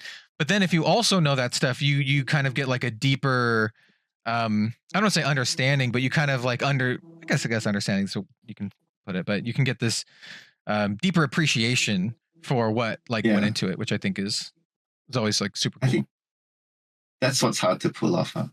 Yeah. I think because people are not wrong. Like I think of this with dance. I'm rambling, but I think of this with dance. I was like, I used to be really into dance. You mentioned this before, yeah. Yeah, and so the stuff that people are into often is seen by like dance might go like, oh, that's actually like kind of boring, typical stuff. You know, this is what's cool. But then it's important to realize the stuff we're thinking is cool could be kind of boring. You know, literally they could be boring. And we're just only excited about some details that actually the average person, if we're being honest, it is boring, you know, like kind of it's important to realize. It's like when I get really excited about like a particular video game or something in the card game, and then I get excited and I tell my partner Robin, and she does not care at all, and I'm just like, oh, it's so cool, look at this thing. It's like and she's just like feeling. And she's like, nice. And she'll kind of play along, but I'm like, I know you don't care, but I'm really excited about it. Yeah. Every time I start talking about something like that, like really excitedly, I almost midway through I start to cringe and get really embarrassed. And then I start backpedaling and becoming all shy. And see, I fully embraced it. Now that I do content for a living, I'm just like, you know what? I'm just gonna let it out. That's what my videos are now. I'm just gonna let it all out and talk about the things that I'm really like passionate about. But I think it comes across not just like for that, but just anyone talking about the things they're passionate about. I really like that, because it shows this level of genuineness that Yeah. you don't always see in people. So yeah, Yeah, I like yes. seeing people being like passionate about whatever they're Yeah, I think so. passionate about, even if it's not something that I care about. I still think it's cool. Mm. So yeah. So I do have a couple more questions before we maybe go to the Arsenal step and see some sweet sketching yeah. from Sam. So let me see. I have a couple others. I think these ones might be a little bit quicker because I'm not sure how much Sam can actually talk about these. So this one is, how do you decide what illustrations are kept in-house rather than sent to the talented art team outside the company? I think they're asking, how do you decide what artists get what pieces of art is kind of what that boils down to. Cool. And I guess I can answer like the face value question, which is like, which ones we kind of do and which ones we give to the artist. And it's I can answer because it's like I think the same across the board. It's what's most suitable. That makes sense. Yeah. Yeah. So yeah. I mean, Yeah.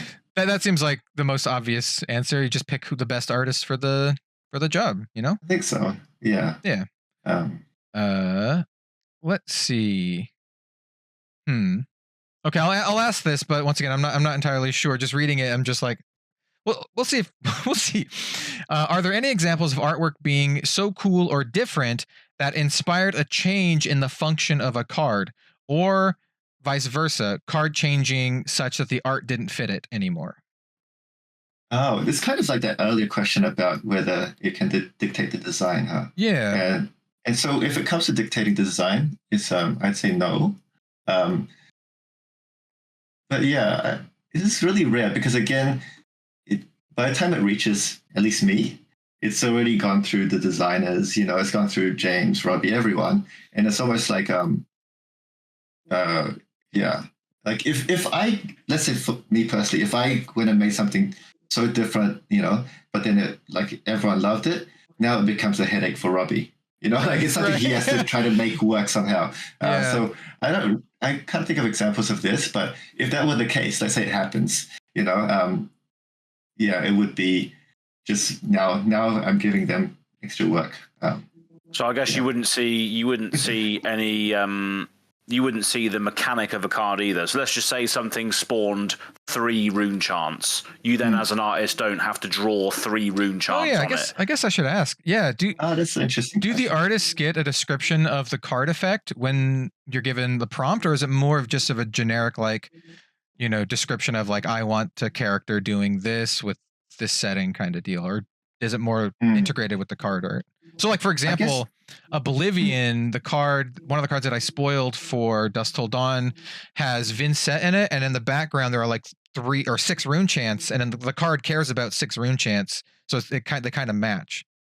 So this gets into specifics a bit more, so maybe I'll answer more in a more general sense, because I guess inside that you also asked like from a creative team standpoint, because I direct the scenes as well, so I have to know some of these things. So I'm aware of like certain mechanics of the design aspect, because like you said, maybe it ties in. But with the artists, I'd say in the more general sense, doesn't say without going into details. We how should I say it? I guess because we know what we want and we need to capture a certain mood. Sometimes that mood includes like a lore detail, like you mentioned, where the lore relates to maybe an effect or something, and not necessarily just effect. Could be a lore thing in overall, like we saw like maybe say we point to Uprising. This is this storyline of Fi and everything. So we need to hit those things, and in some of those cases we will make that clear and push towards that. Yeah, so we do that, but I guess maybe that's the more general answer I'll give. Do the artists know? I think I know the answer to this after talking with a bunch of artists, just in general. But do the artists know the kind of card that they're going to be doing art for? And do they know of like it's like if it's a legendary card or something like that? Are they aware, or is it just kind of like more generic of a prompt kind of deal? So actually, so like my previous the answer I was giving, I guess the better way to answer it is that we work with every artist maybe a little bit differently depending on how they work too. So to give a roundabout answer that maybe doesn't go into specifics but gives some idea. So I'll answer some other areas I've touched on. It's like some artists work well with really defined perimeters, so like they almost want there to be certain limitations and tight structure to work with, and then they can like kind of build within. Some really like to run with it with like a more open idea, Yeah. Actually, I think a good example is say like Mark Poole. Mark Poole has like a unique style and like he has some really creative ideas. So the way we work with him might be a unique approach where we can kind of discuss more and keep things a bit more free flowing with this like overall goal still in mind, because everything is we're very nitpicky. There is like we have to get the right mood and everything, and our artists know that. So when it comes to like details and stuff, when it needs to be there, they're pushed. Nice. When I work with artists, I like to leave it open because I can never tell without them telling me what kind, like if they want the really strict direction or if they want to keep it open. So when I work with an artist, I usually come up with a whole bunch of like different references of like ideas here and there, and then I have usually if it's a character that I already have, I'll usually give them my character sheet, which is like I have an artist do like the front and back of the design of the character, all that kind of stuff, and I'll say, I'm like, hey, here's the ideas, here's the general thing, and I'm like, please let me know if you want more direction, and I can give you more, or if you want to just kind of like come up with your own kind of thing, and I leave it up to the artists, and most of the time they're like, the ones that I've worked with just run with it, and they're like, okay, here's like four sketches, let me know which one you like, and then we go from there. Because I've worked with, for Flesh and Blood artists, I've worked with Sylvia Meliani, who also now does stuff for like League of Legends. I've worked with Crovius. She's awesome. I've worked with Bima. Those are the three main ones. I also did a smaller thing with Futhu. But yeah, like I always try to leave it a little more. I'm like, hey, here's what I got. Let me know if you want more direction, and I could do that. But I don't want to. When I work with them, it's different because like mine's more of like a fun thing for me and my fans, and I'm just like, also I want this project to be not stressful for the artist, so I just want it to be like kind of like a I know you're not drawing what you want to draw because you're drawing what I'm paying you to draw, but also at the same time I just want to make it low stress. So I'm just like, I'm here to like, because I like your artwork, and so I'm just here to whatever works best for the artist. Well, I think I could expand on this a little, like going into the area I specialize, which is like the characters, heroes and stuff. Like heroes, like it's being the meat of characters stuff, and so like characters, for example, we are super nitpicky about. We must get this certain feeling, look, the face should be this way. Like there's even times where we like suggest the certain comp we want, like down to such details, because that's important for this kind of storytelling, maybe, the narrative with the character. But so the interesting thing that I found is because we're making a card game, these are still images. I mean, at least, the main image is a still image. It's different from, say, like if you're making a video game where you have to consider, or animation, where you have to consider how optimized the character is to move, to be recreated, to be seen from every angle. Yeah. Like here we can craft I mean, it's harder to do so, but we can craft like maybe talking about FAB, for example, like trying to hide certain imagery or put it in some places. You can then choose a comp that fits that exactly and all those things. But at the core of all that, like after I design these characters or whatever, and say we get an artist to work on it, interestingly enough, because there is this freedom to really go really far with details. Visual noise can be like, can be really manipulated with, that you couldn't do, say, for animation or game as much. At least back then. It's getting more and more high powered.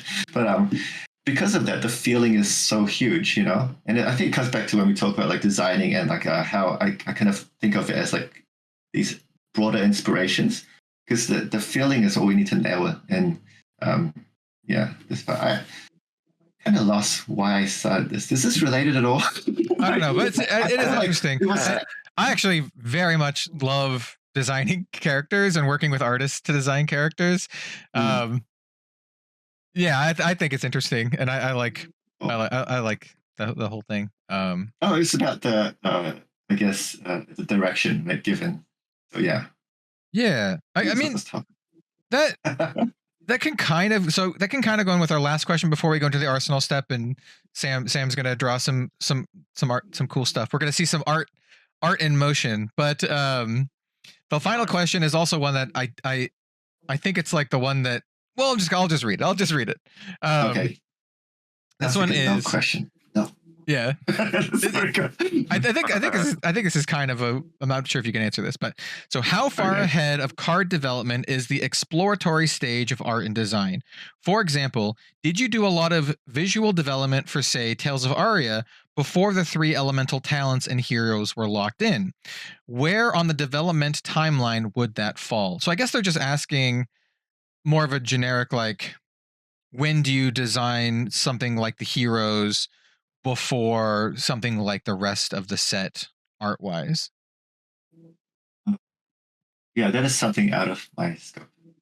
And I think because it pulls in from like decisions much broader, like James probably kind of. Yeah, I don't want to put words into anyone's mouth, but I watch a lot of interviews with like James, and it does seem like James comes up with the hero ideas way in advance, because I've heard about him talking about like designing like FAB, like when he was like, long time ago, when he was like working overnight in their tiny little studio or whatever. So it seems like he comes up with stuff like it seems like he has a bunch of stuff like backlogged. But yeah, that makes sense. Yeah, that makes sense. All right. Well, I mean, that's it for the community questions. It's been pretty robust. We've been talking for like a little over an hour and a half. Bill and Az, before we get to the Arsenal step, which is going to involve Sam doing some cool stuff, do you guys have any like last questions that you wanted to ask that we didn't come up here? But also, sorry, yes. Pardon. I know I said this last time we talked as well. Because I ramble so much, just let me know if there were parts that you wanted to know, like a more concise answer of like this just got lost. So just you can no worries. It's all good. It's all good. Because somewhere we're like talking about other things. The best part of the Living Legends podcast is we are pretty loose in general. So this is the format. You fit in perfectly. Yeah. And the funniest part, this is like just a small thing that the people listening won't see, but before we started, Az made our overlay that I'm using now that has Bill in it. And it's just a little bit faded because he, for whatever reason, couldn't get the like saturation to be what it was before. And it fits perfectly with Sam talking about how his art style is like a little bit faded. I actually thought before you told me, Az, I thought it was on purpose. I thought it was trying to get it a little bit more of like the same kind of like faded look, going for the Sin City black and white vibes and all this. No, I should say something that actually I realized that when I talk about these things, like that I like this kind of look, that is from a very personal, individual standpoint. Like so I guess like aspiring, like people who want to do art for us and stuff, or even like just artists in general, don't take that as like, don't start making faded artwork. Right. I mean, this is something. That's it. That is good to know, because turn down the saturation on every piece. I do know some of these questions actually come from like aspiring artists and artists otherwise from like my Discord and whatnot. I have a little section in my Discord that's just for like community art. So I see some folks, they post like fan art and like projects they're doing and stuff, because I want to support stuff like that. So that's cool. Yeah. All right. Yeah, I think we touched on pretty much everything. There was a few questions on here which I would have or asked already. So it's nice to see that everyone's on the same sort of wavelength as to what they want to ask the creative team and yourself. So I'm happy to move into this Arsenal step and start seeing these drawings. To be honest. Yeah, I think it's actually really interesting because it's a nice transition from like talking about the art and all this stuff, and then we'll get to see some of it too. So Yeah. I guess we didn't mention it at the start of the show because we just kind of rambled on in like we normally do. Mhm. But for the Arsenal step, it's going to be very special for this episode.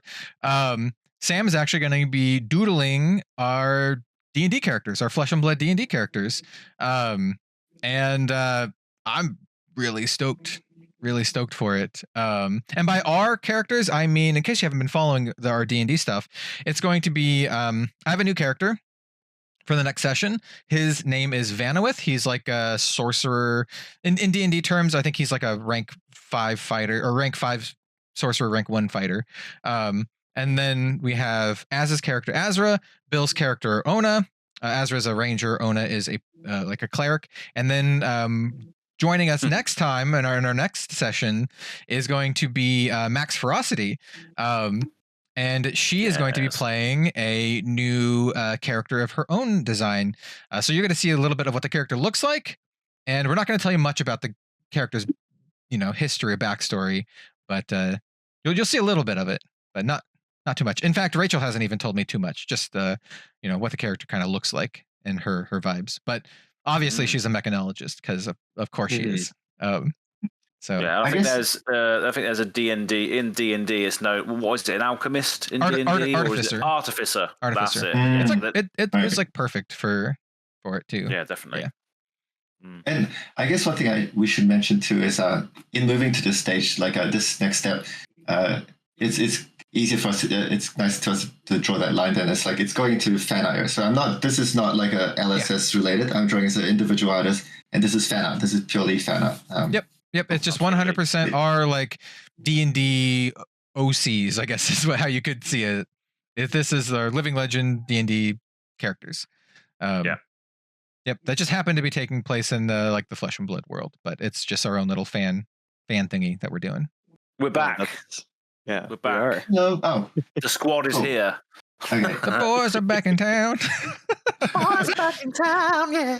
Anyway. Cool. So do we just get into it? So I was thinking I'll move my stuff now so I can draw. But I guess I'll be staring at the screen more and looking over once in a while. Is that okay? Yeah, that's fine.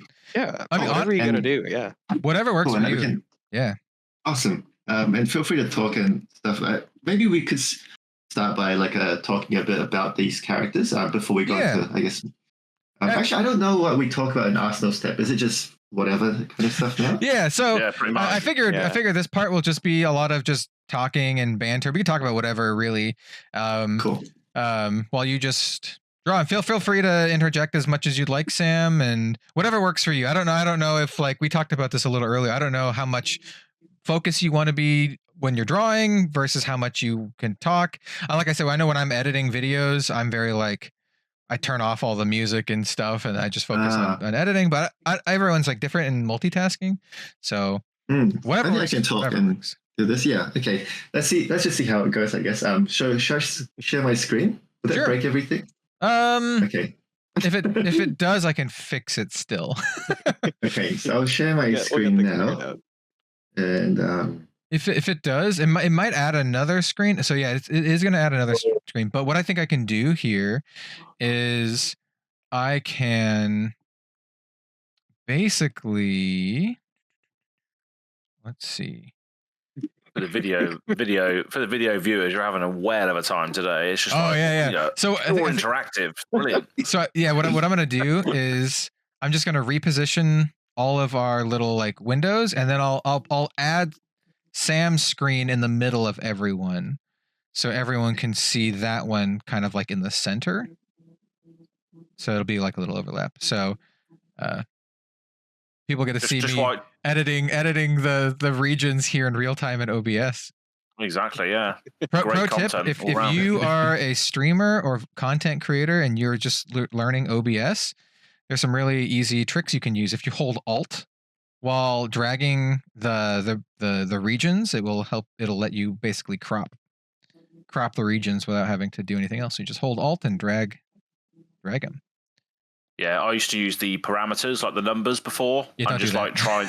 Yeah, until I learned the alt was the be all and end all of Like, OBS really for me. You literally just hold Alt and drag And the zones it, around. change that size. Yep. But It's yeah, like, while you're doing that, actually, Bill, what was you drinking last night? That's a great question. He doesn't remember. What was Brilliant. the main ingredient? Were you drinking like was it clear liquor or like a rum kind of deal? You drinking like a vodka? Investigation. Absolutely. I had a couple of drinks that were like basically just like rye and cokes. Okay, sure, yeah. A couple of those, and then one of my friends was making me the signature cocktail from their wedding, actually, which was like basically a cherry Coke style deal. Oh yeah. And then I think at one point I was just like, you know what? Just give me some like Dr. Pepper and Fireball. I don't even care anymore. Oh yeah. Yeah, it's just pure. That's just like sugar incarnate, isn't it? Really. Oh yeah. Pure, So just pure sweet. Yeah. Pro tip: this is really delicious, but also, I guess it depends on your alcohol tolerance. Back in college, we used to drink basically any kind of like fruit drink and mix it with like rum or vodka, and it delicious. By the way, you can do like.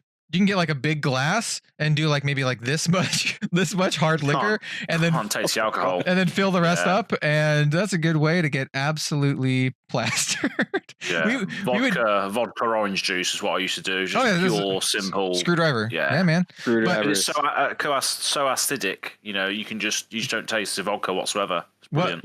What we would do is we would just essentially get like whatever fruit drink, like a Langer's just jug of like, I don't know, like mango punch or whatever, and you would just dump that in like a jungle juice, like a big tub full of drink. Yeah. Oh yeah. Yeah, man. It's I don't drink much anymore. I will say that. But in college, I can. Because we're old now. Exactly. I also like. I'll be honest with this too. Like, I spend most of my time kind of just in my studio here. I do drink occasionally when I go out for like friends or or whatever, but most of the time it's just part of being an adult, I guess. Is just I'm at home and I'm not drinking. I'm not like sitting at home drinking hard liquor by myself. Why not? I have some. It's just a totally foreign concept to us. Absolutely. I do have some. I have my rum and coke that I really like. But that's definitely a drink you can just enjoy though, isn't it? But I mean, like I have I have particular taste for the rum too. I prefer spiced. Sailor Jerry's is pretty good. It was like the first rum that I had, and it's still pretty good. Captain Morgan Private Reserve is pretty good. Flavor wise, Kraken is good, but it's a little bit more of a heavier rum. Nice one. What's the one that I always Zacapa? Is that what it's called?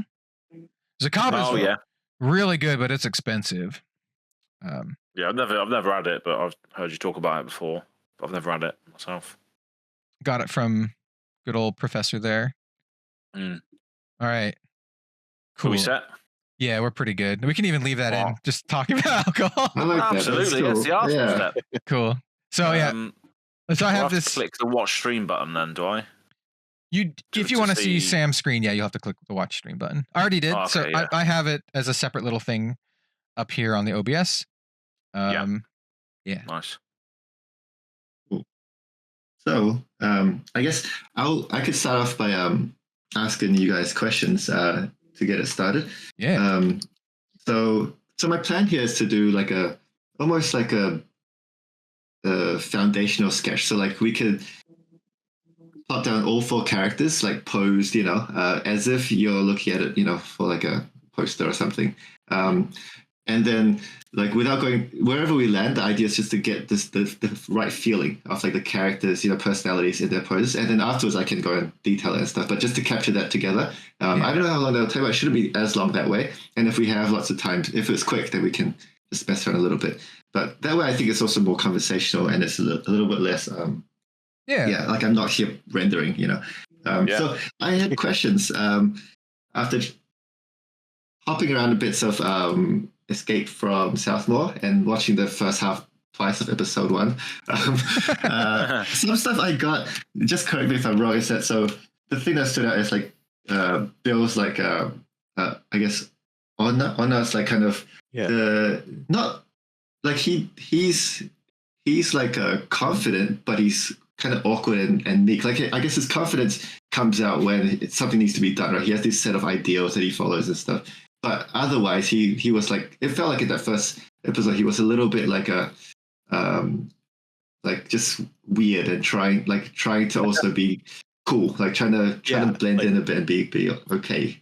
Fully out of his element, right? Maybe not comfortable at all, but just trying to grab any amount of comfort. Yeah, and so in this one now, is he still the same way in metrics?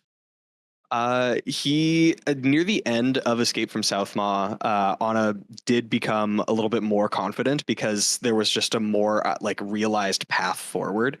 Right. I was actually chatting about it with Kale as well, as he was sort of asking me about, okay, like what happens in the time between when we ended and when we're going to pick up. And we had some really interesting ideas about the box that my character carries around. And one of the things was, because in our travels, I had this Anna had these sort of visions in his sleep of, you know, I just see these like basically burning like spheres of energy that are sort of pulling me towards them. And in checking those out, I ended up basically collecting the bones from these sort of like shadow beasts that ended up sort of like congregating with these other bones that were already in the box, and it started to form, at least at the very end of the session, started to form like a skeletal hand. And so as I was talking about it with Kale, he's like, you know, I think in the meantime, you've probably done a couple more of these. You've gotten to collect some more bones. And we were trying to figure out what thematically, what mechanically that would mean. And I came up with the idea of like, I think it would be really cool and like a really nice sort of dichotomy for my character if instead of just being the box, it sort of almost escapes from the confines of the box and starts to try to control Anna as like this entity. I was like, what if the bones sort of like fly or like sort of float out of the box and turn into like a gauntlet that sort of like covers his hand, and it's like the entity like controlling him but also giving him some amount of powers. Bill, do you like fighting games? Yeah. You know what this reminds me of? It reminds me of every like weird Japanese fighting game like Guilty Gear or Blaze Blue or something. Yeah. Always has a character that you have the character, but you also have the weird entity that attacks when they attack. Yeah. This reminds me exactly of that. Yeah. No, there's a bunch of those, but yeah, I was like, I don't know. I loved chatting about it with Kale. He has such a realized like vision of this world, and being able to just work with him on stuff is really nice. That's one of the reasons why my character, I left a decent amount of it, like probably over half of it, just sort of in his hands, where it's like, I'm just gonna like basically follow your lead. I want you to like utilize my character as a piece for story. And yeah, so started out with just this this cleric, this priest from Solana that just it was like extremely pious for his entire life. Only knew the light and the workings of the light, and then all of a sudden finds himself in a really tough situation, like through a battle or something in his past, where he was basically left for dead and like praying to the gods. Nobody was listening, and then all of a sudden this demonistary entity sort of creeps into the back of his mind and says, "Hey, I can help you. Like, what's up?" And then yeah, just sort of moving from there. And yeah, like so far, I think Kale has an idea of what the entity is that has decided to help him out, but I don't personally. I have no idea. Oh, I think okay. that's really cool. That's cool. Okay. So it's like you can see my screen here, right? Yeah. Is this idea of like the box kind of becomes this chunkier gauntlet kind of the thing in mind? Yeah, basically. Is that picture you have here? Is that just an early reference, or is like the design to follow? Oh, that's just a stock image that I found on Okay, cool. Google. Like Yeah. you just look up like Templar or Cleric or whatever, and that's sort of what comes up. I think it's a D&D reference image, but yeah. Cool. So we can mess around. Yeah, you can do whatever you want, really.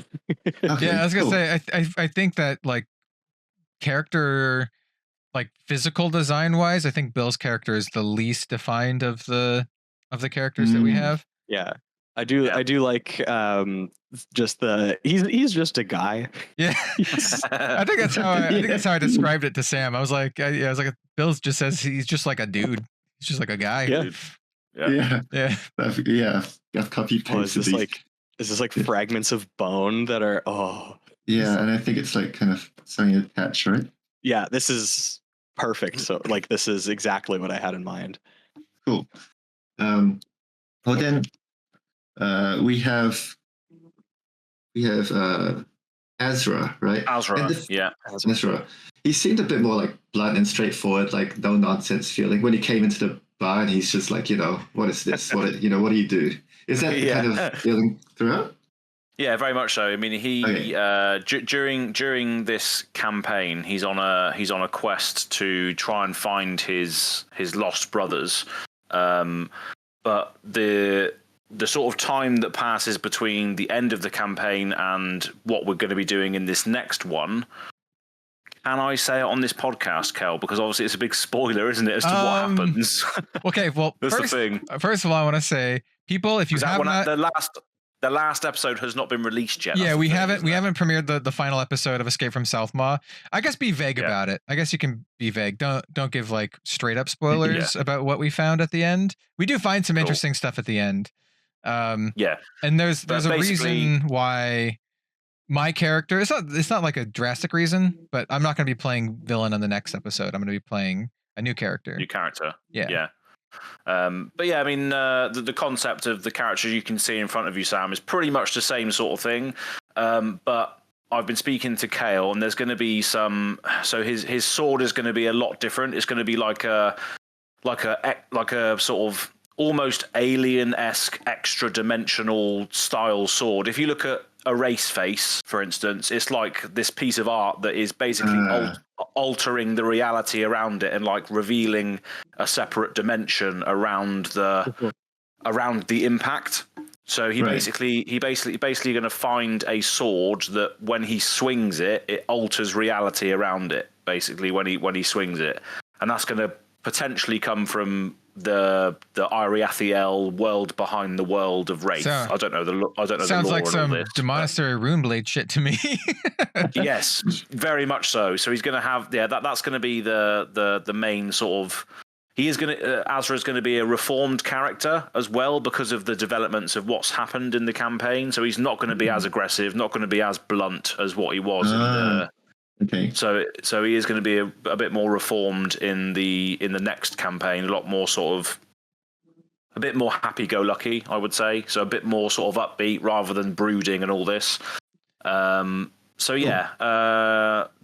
sword is the main. The extra-dimensional sort of situation is the main thing. I would say would be the standout point for it. Cool. Yeah. Okay. Yeah, and even that pose there is more like pure righteousness. Rather than just brooding, leaning on his bike sort of situation, that looks a lot more purpose in his pose already, which is nice. Yeah. Awesome. Okay. I'll come back and like move these things around to fit together. But I'm just trying to capture the feeling as we talk, and just definitely. Mention like, oh, this is not the feeling here, or change this or that, and I'll just Cool. This step is like. It's very like flexible, so it's fun to just mess around and just change entirely if you want. Yeah, I'll say cool. It's like while we're talking and while you're sketching it, it's amazing how you can just sort of convey that on a drawing. I just got to say that's great. And the span of like a minute and a half or something too. Like not even a lot of time. Crazy. Yeah. Thank you. I've been adjusting the the screen as you draw. By the way, 'cause I'll like. Oh no. No, it's good. It's good. What I'm doing is Okay. I'm making it bigger so people can see it better. Oh, okay. Yeah. Yeah, I have it like zoomed in on what you're drawing and the Oh, yeah. characters. Me moving this around is okay. That's fine. I can get around it. Okay.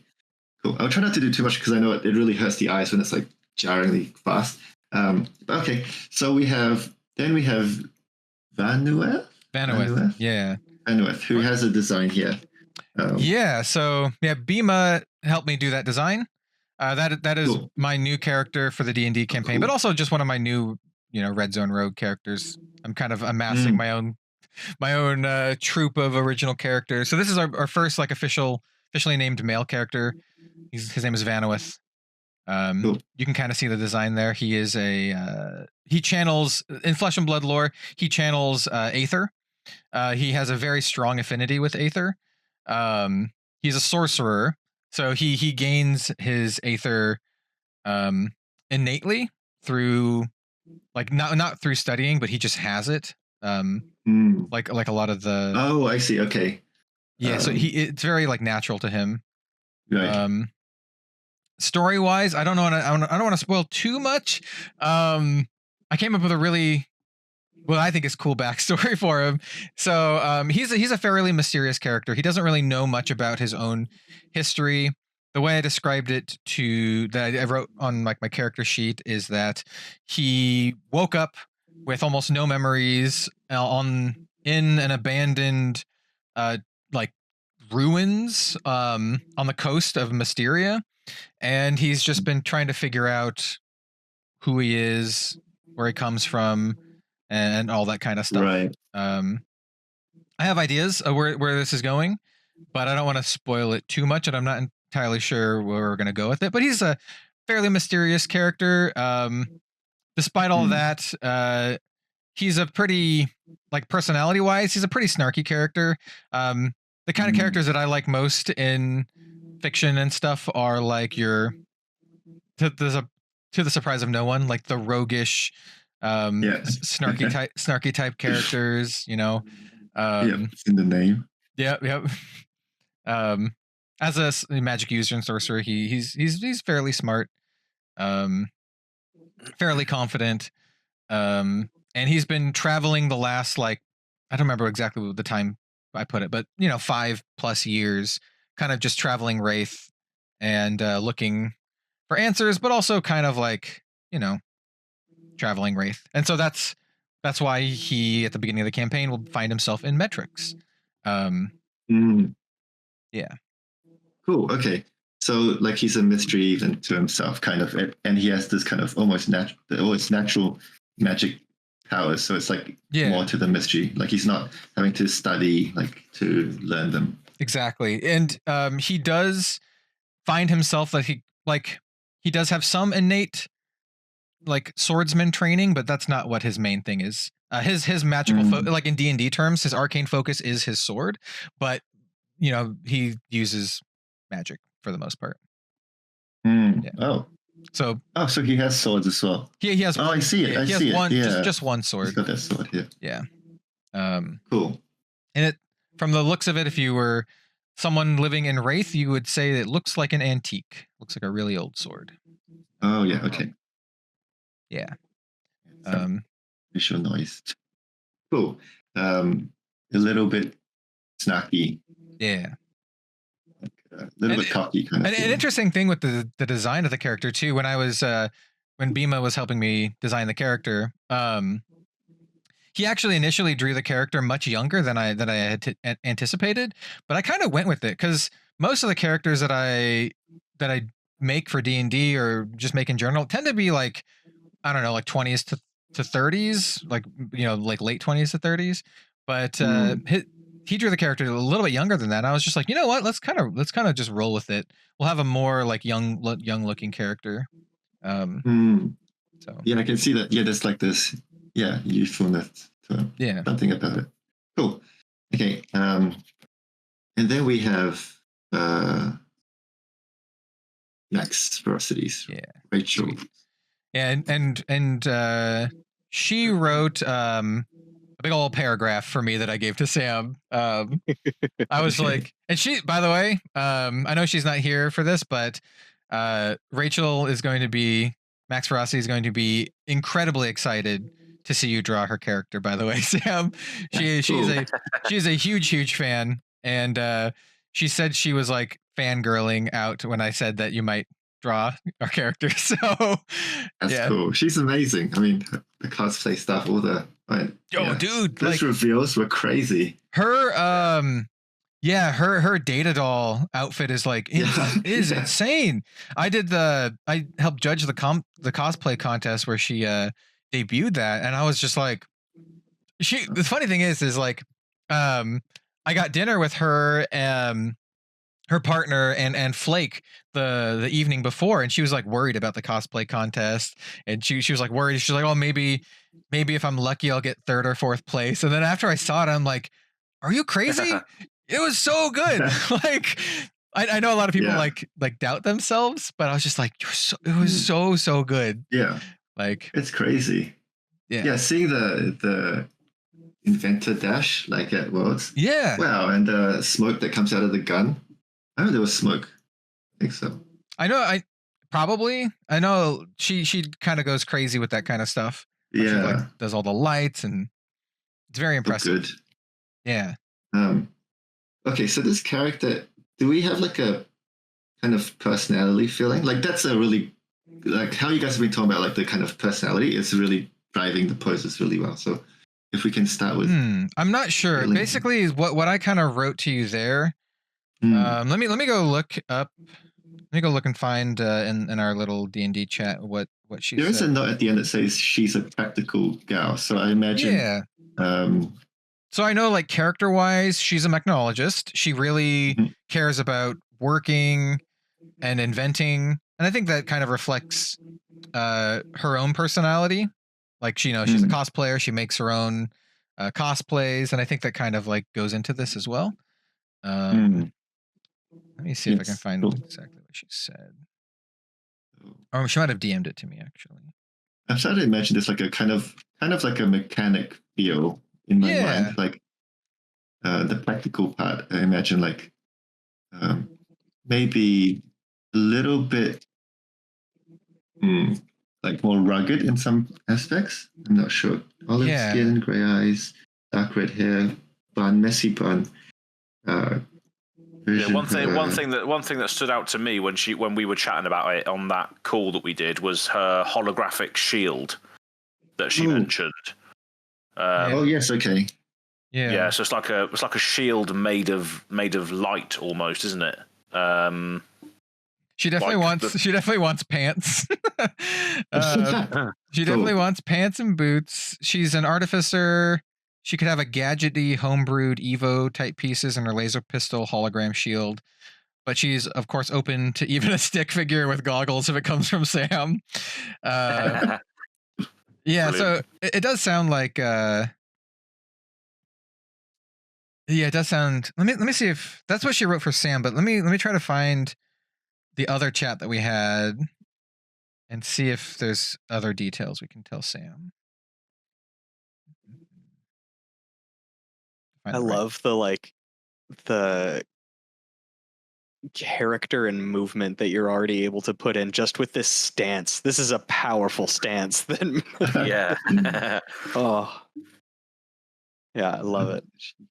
I'm just scrolling through this the chat we've had for the next D&D session, and it's super cool already. I hope people are stoked for it because Kale already has the name of it. I'm just kind of scrolling through and I see like the name of the series, the logo and that. Yeah, it's gonna be cool. Let's see. We're gonna think how we can play some. I think it's a long chat, so I have a lot to scroll through.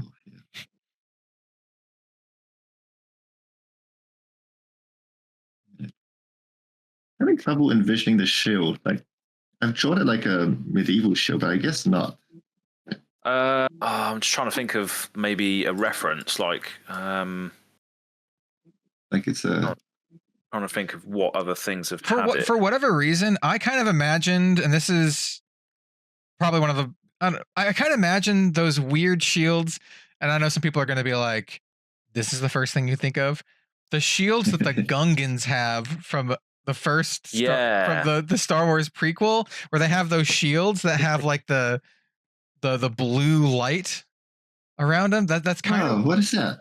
here. Let Let me me search it up. Yeah. This It's is like- something I was thinking of as well, as the Iron Man holograph shield, which is like this, which I've just put in the Ooh. group chat. So it's sort of like that. But yeah, the Gungans. Oh, yeah, yeah. The Gungans from Star Wars also have that sort of light shield thing that protects them from the droid plasma pistols. Yeah. I imagine a more techie version of it, but Yeah. yeah. I'm trying to find a good image. There's a lot of like not good images of it. Mm. I'm really picky with the images. Like there's a lot of like crappy low res images, which is goofy looking ones. Oh, it's not that bad. I'll copy it. Here, I'll share. Yeah, similar to the Iron Man thing, actually. Yeah, it's quite similar. It's like the same shape as well. Oh yeah, it is similar. The Gungan one has a little bit more definition in the shield. Like it's got like the circular edge of the shield, and then almost like a cross section, and then the light kind of extends from that. So it could be something like that, but instead of like it having this almost like wooden-esque cross section and border, it could be like more techie. Yeah, so I guess the light would need to come from somewhere, I guess. So that's probably what the middle bit is. Yeah. But that's the sort of feeling I was getting, at least, but it could be different. It also feels like I don't know how, if this is how it works, but it also feels very like techie. If it normally, when it's not all lit up, it's just kind of a smaller thing, and then they can activate it, and then it goes. Yeah, exactly. Because wasn't that Rachel's like ability? She could like morph into different Evos almost. Yeah, was that what she could do? I don't. It's one of the mode, go into attack mode, and all this. I don't have the books up here, but it's one of the D&D things for the Artificer class. Is they're able to like, transform their I thought so. Power suit kind of thing, and it really actually flavors well with Flesh and Blood, with like the Evo armor and that kind of stuff. Yeah. Okay. So I'm just now trying to put them all into a scene. They're like looks like they're on top of a building or something, doesn't it? Like on top of a rooftop. Yeah, or something. like scaffolding or something. Yeah. Nice. Oh, that's sick. So Sweet. So for the listeners and the viewers out there, so the sketch that Sam's doing for us, I'm probably going to use it for like the thumbnails for the episodes, and then also like probably for the character portraits when we're actually playing. So I'll probably like crop out the head section for the character portraits, which is going to be super cool. It's going to be I'm very excited for this. It's going to be super cool, and also like just having a cool like uniform look for all the characters is going to be great. Because like we mentioned, Bill's was just a stock image that we grabbed. Yeah. Because I think before it was like the image that Az has is one that he had commissioned a while ago, right? That's kind of an older one. Yeah, it was a concept I had done a long time ago. Yeah. And then cool. The one that I have is the character design that I worked with Bima on recently. I showed Az this in a conversation we had before. I'm not gonna do full cosplay, but I do have a red cape that I got. That I'm gonna wear. I'm gonna wear this red cape for the episode, the recording. Yeah. Yeah, I've got a large sort of reality altering interdimensional sword on order from Amazon, which is coming next week. Oh, nice. You get the Amazon Prime shipping on that one. No, I have to pay full price for that. It's coming from a different dimension, so it costs more. Yeah. Hey man, like say what you want about Amazon, and you can definitely say a lot about Amazon, but there's an Amazon like facility near where I live. I live in Portland, Oregon, and there's a one near, like close by. So if it is an item from like the Amazon warehouse and I order it, I literally get it like the next day. I do as well. I'm like, it's very convenient. I'm like, almost. I'm out of like even like drink. I'm like, I'm out of like my vitamin water. I'll just order another case on Amazon. It just shows up the next day. So it is very convenient. It's convenient. Yeah. Yeah. Makes me sad to hear it because I guess people here do use Amazon, but it feels so like it feels harder over here for me. Actually, that must sound really weird for me to say because I think our community they sell and they ship so much through Amazon, so it probably is like nothing to them. But for me, it feels like a step because we have something called Trade Me here, which is like a New Zealand version, but it doesn't really compare. It's Amazon is very convenient, but like I will say like Robin, my partner, is she's essentially like she's the assistant store manager at one of the local like food chains, and it's a food chain called New Seasons. It is what I gather just Pacific Northwest, Oregon, and Washington. And then you can think of it more like a Trader Joe's, Whole Foods kind of place. They sell a lot of like organic stuff, a lot of local stuff, and that's where we typically go shopping. And I do like to prioritize, like when I buy something, if I have the option between a couple different things, I'll usually go for like the local thing, because cool. Yeah. I like supporting, that kind of stuff just in general. But at the same time, hey, if I want vitamin water the next day, I'll just put it in an Amazon order. The convenience is just good. But yeah. I think I'm not sure how this is in a lot of places, but I know a lot of folks here in like Portland are very like, support local, and it's one of the cool things I think I like about Oregon. Yeah. If you like beers, you got a million options. I swear, there's like a different brewery every block in Portland. Yeah. Not just IPAs, by the way. If you're gonna be like, oh, they're all just IPAs, all the craft brewers are IPAs. No, there's some good like sours and lagers and some good stuff out there, man. But God, I'm just captivated by this drawing. I realized. I feel sorry for the audio listeners because we're just looking at this drawing. Yeah, I really. I stopped talking. Sorry. It's crazy just how obviously there's a ton of like theory and stuff behind it, but it's just how easily it comes together. I'm not a very artistic person, but like I couldn't draw to save my life. So just seeing this all, just like there's method to the madness, and it's just like just hopping around, doing some lines whenever it feels correct, and yeah. So I guess it's interesting thing here. I really focus on like the gesture kind of stuff, but my anatomy is not like that like accurate. Like it's all by feeling. Yeah. So I have to like often go in and fix it, or make the decision to not fix it sometimes. That's interesting. Like, and comes and bites me. Two really good friends of mine. I can give them a shout out here. So they're both anime style artists.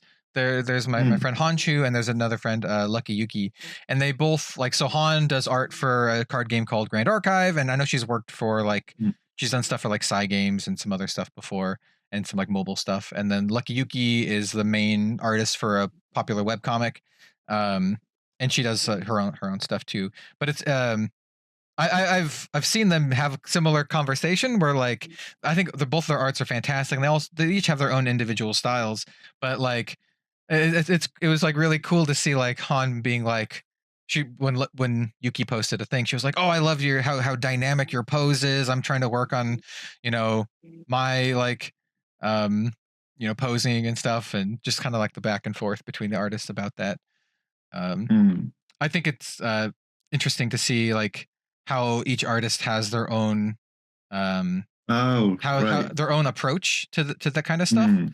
I think maybe partially it's to do with the background, like you can kind of Actually, that's interesting that we were talking about before, like influences. Like when you see artists, and when we talk about Frazetta, like, you know, whatever people want to think about it, like, you know, if it's outdated or whatever, you can still see like all the way to your favorite artists now, maybe the person they were influenced by, and the person they were influenced all the way back to like Frazetta, all these people who like kind of were early fantasy artists and stuff. You can see those like styles come through, and that's so interesting.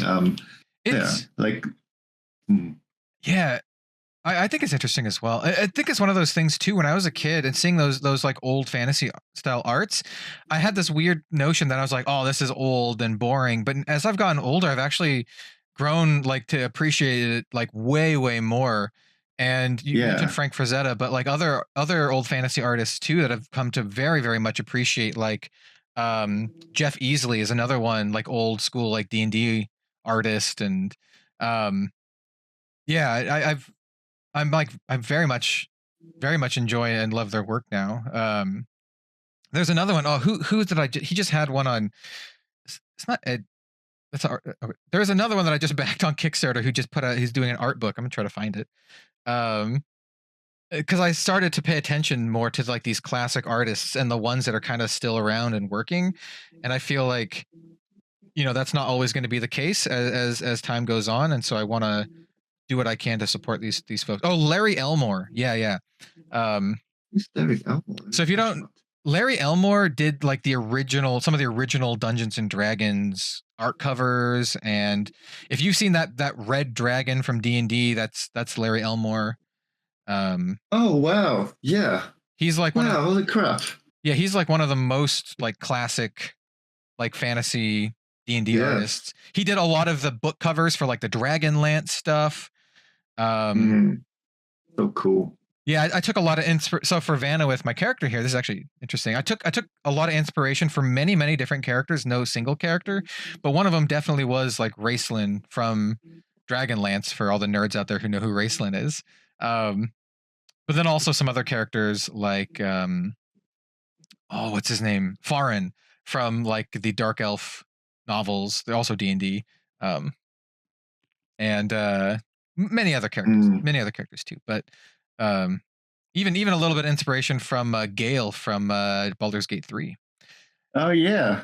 Who if you didn't know, Az immediately got Gale killed at the start of his game and never even knew he existed. He fell into the void. I didn't know. Never saw him again after that. Yeah. Oh, like in the pooling bit. Yeah. Like the very. I was like, oh, come on, Gale. Oh no, he's gone. He ripped off his arm and he never came back. I didn't know that was possible. Wow. Which I think is so funny because he's such like a big character in like the overall plot. That's crazy. I was bowling around with Shadowheart, Lae'zel, and Astarion to begin with. My squad, since my character is a wizard, I really liked Gale, but I don't want two wizards in my party, so I'm rocking Karlach, Shadowheart, and Astarion. Yeah, though Astarion really doesn't. He disapproves of everything that I do. I always try to do like the nice and good thing, and Astarion's like, oh yeah, no. Yeah, he's all grump about it. Are you guys still playing right now? I took a little break from it because I've spent like almost 100 hours on it. I'm in Act 3. I don't know exactly how far I am, but the way that I play is I'm very meticulous, so I like to go and do everything. So I went to the magic shop. I'm not going to spoil too much, but I went to the magic shop in Baldur's Gate and I did the whole thing there, including the vault and a lot of stuff. I did a lot of stuff there. I got some really sweet gear for my wizard, so that I stole from their secret arcane vault. Yeah. I went to that magic shop and like messed up the like quiz or whatever, because there's a quiz. Not going to spoil it too much, but I messed up the quiz and it just made everyone in the building immediately want to kill me. Hostile. Yeah. So I was just like, what? Why? I had to reload. I ended up killing all of them. I had to reload a couple of times because I did want to steal from all of the all of the rooms up there, and so like there's a way you can do it, like to get the guards' attention and then quickly open the door and run in. How far have you played, Sam? We haven't. The listeners have heard us talk about Baldur's Gate 3 for months now. Yeah. So, you guys have talked about it heaps for a while. Yeah, we got into it pretty yeah, much. Bringing it back. Yeah. Okay. Yeah. So I've just recently finished my first run, and I'm starting my second run. I just started like a couple of days ago. The first one though, I shouldn't say any spoilers, but in the earlier acts, I like missed so much because I thought I thought I had to really never rest. Like, so I missed out on like all this. Yeah. Oh, that's so I was like really trying to consider. That's where you get all the character dialogue. Yeah, exactly. And so in like Act 2 and 3, by Act 3, I was trying to do everything. I think I did nearly everything, but it was like kind of late. And so now I'm doing second run and kind of, I guess a bit more role playing now too. So yeah. That's literally all I was doing. I was just trying to get to camp and get Shadowheart in her nightgown the whole time. that was the reason I was playing the game. I when I play these kind of games, like I said, I love to do everything. So I explored like every nook and cranny, like everything, even like where it's like you're at a point of no return, and I'm like, cool, I'm heading back. I'm gonna go do literally everything that I can. And so like I might have missed something, but I kind of don't think I did. I think I did everything. I even did stuff that I found that are some other people like missed. Like in Act 3, you can do a thing with a genie who maybe teleports you to some place. I'm not going to spoil it, but if you do a thing with a genie, he can teleport you somewhere.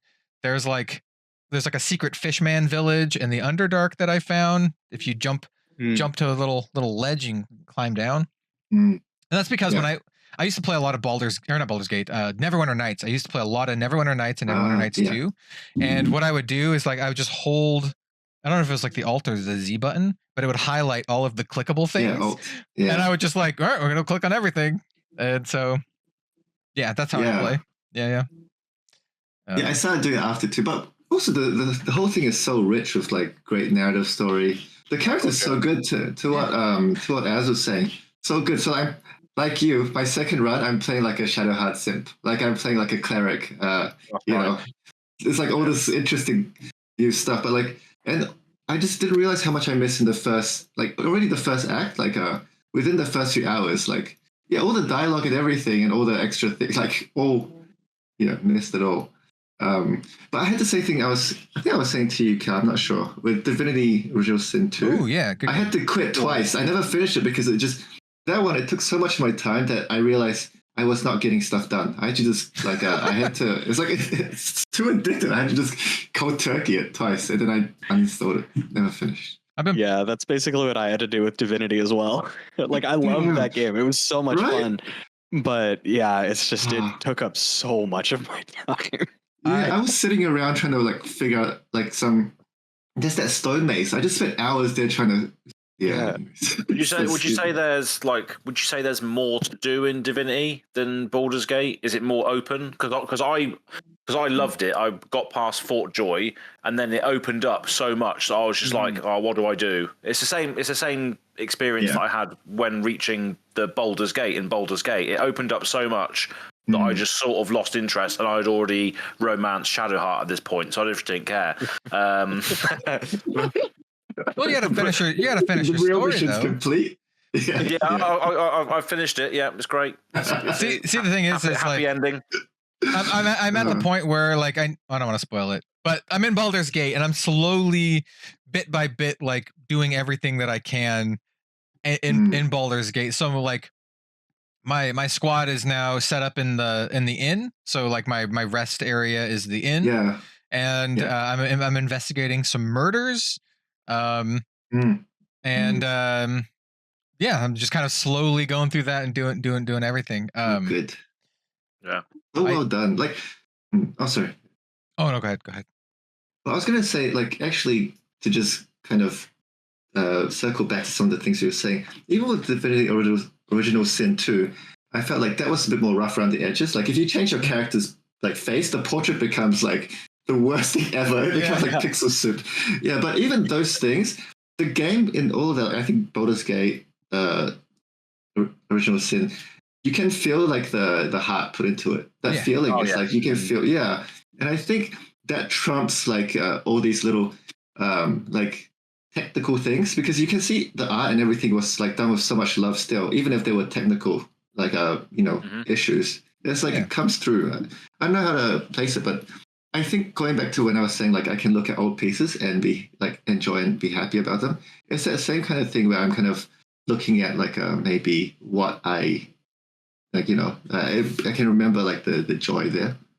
Maybe I don't know why I brought it back there. Yeah, it's a great game.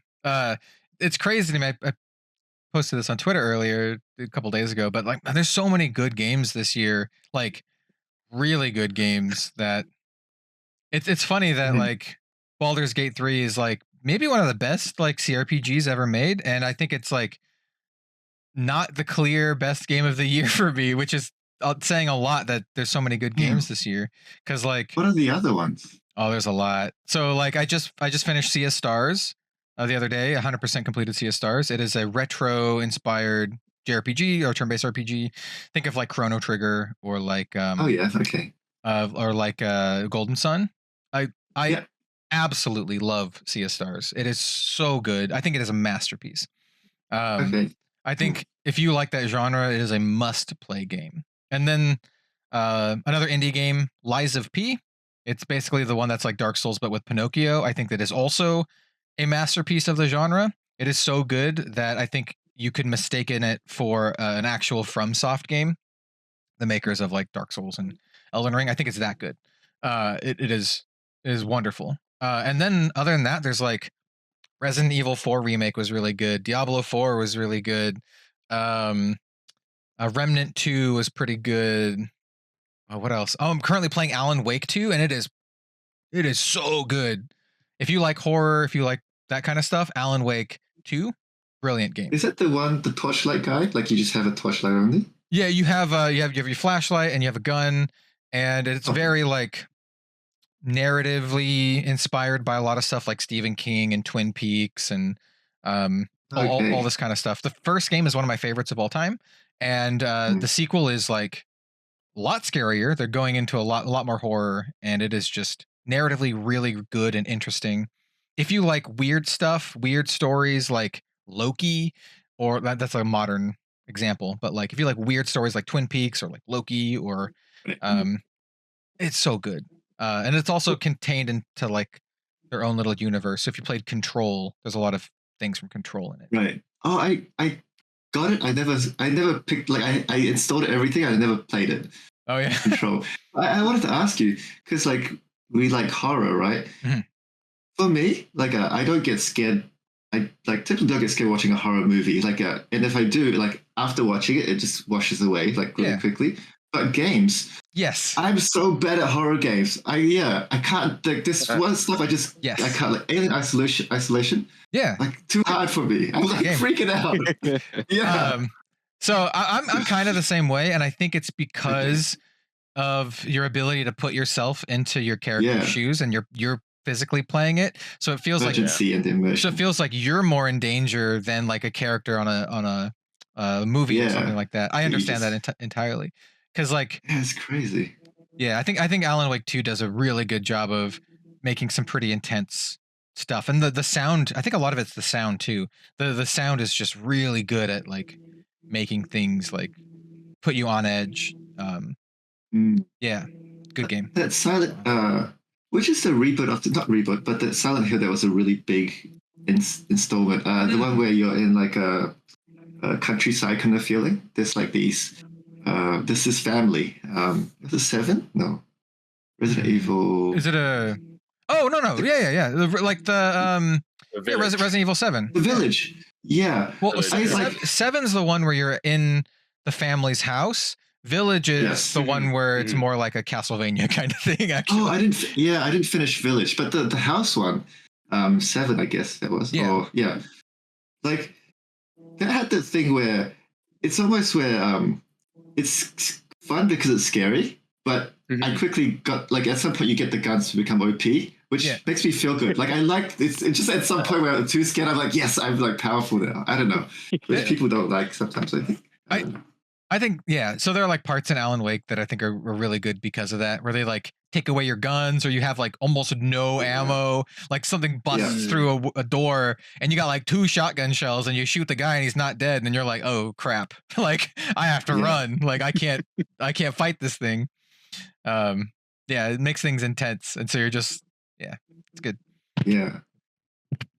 There were those scenes in like, I think, was it Silent Hill Resident Evil where back before, like they'll just switch the camera on you, so your aiming goes like crazy. Like you move to one scene, and it's like the bathroom's now seen from this other angle, and you're like, "What the hell?" You know, you're trying to like, the crappy controls. It's like the old school Resident Evil games with like the PlayStation 1. It's like the pre-rendered isometric perspective, and then like with the tank controls, so where you have to move your character. Yes, you're like this. Yeah. So great. Brilliant. Yeah. So good.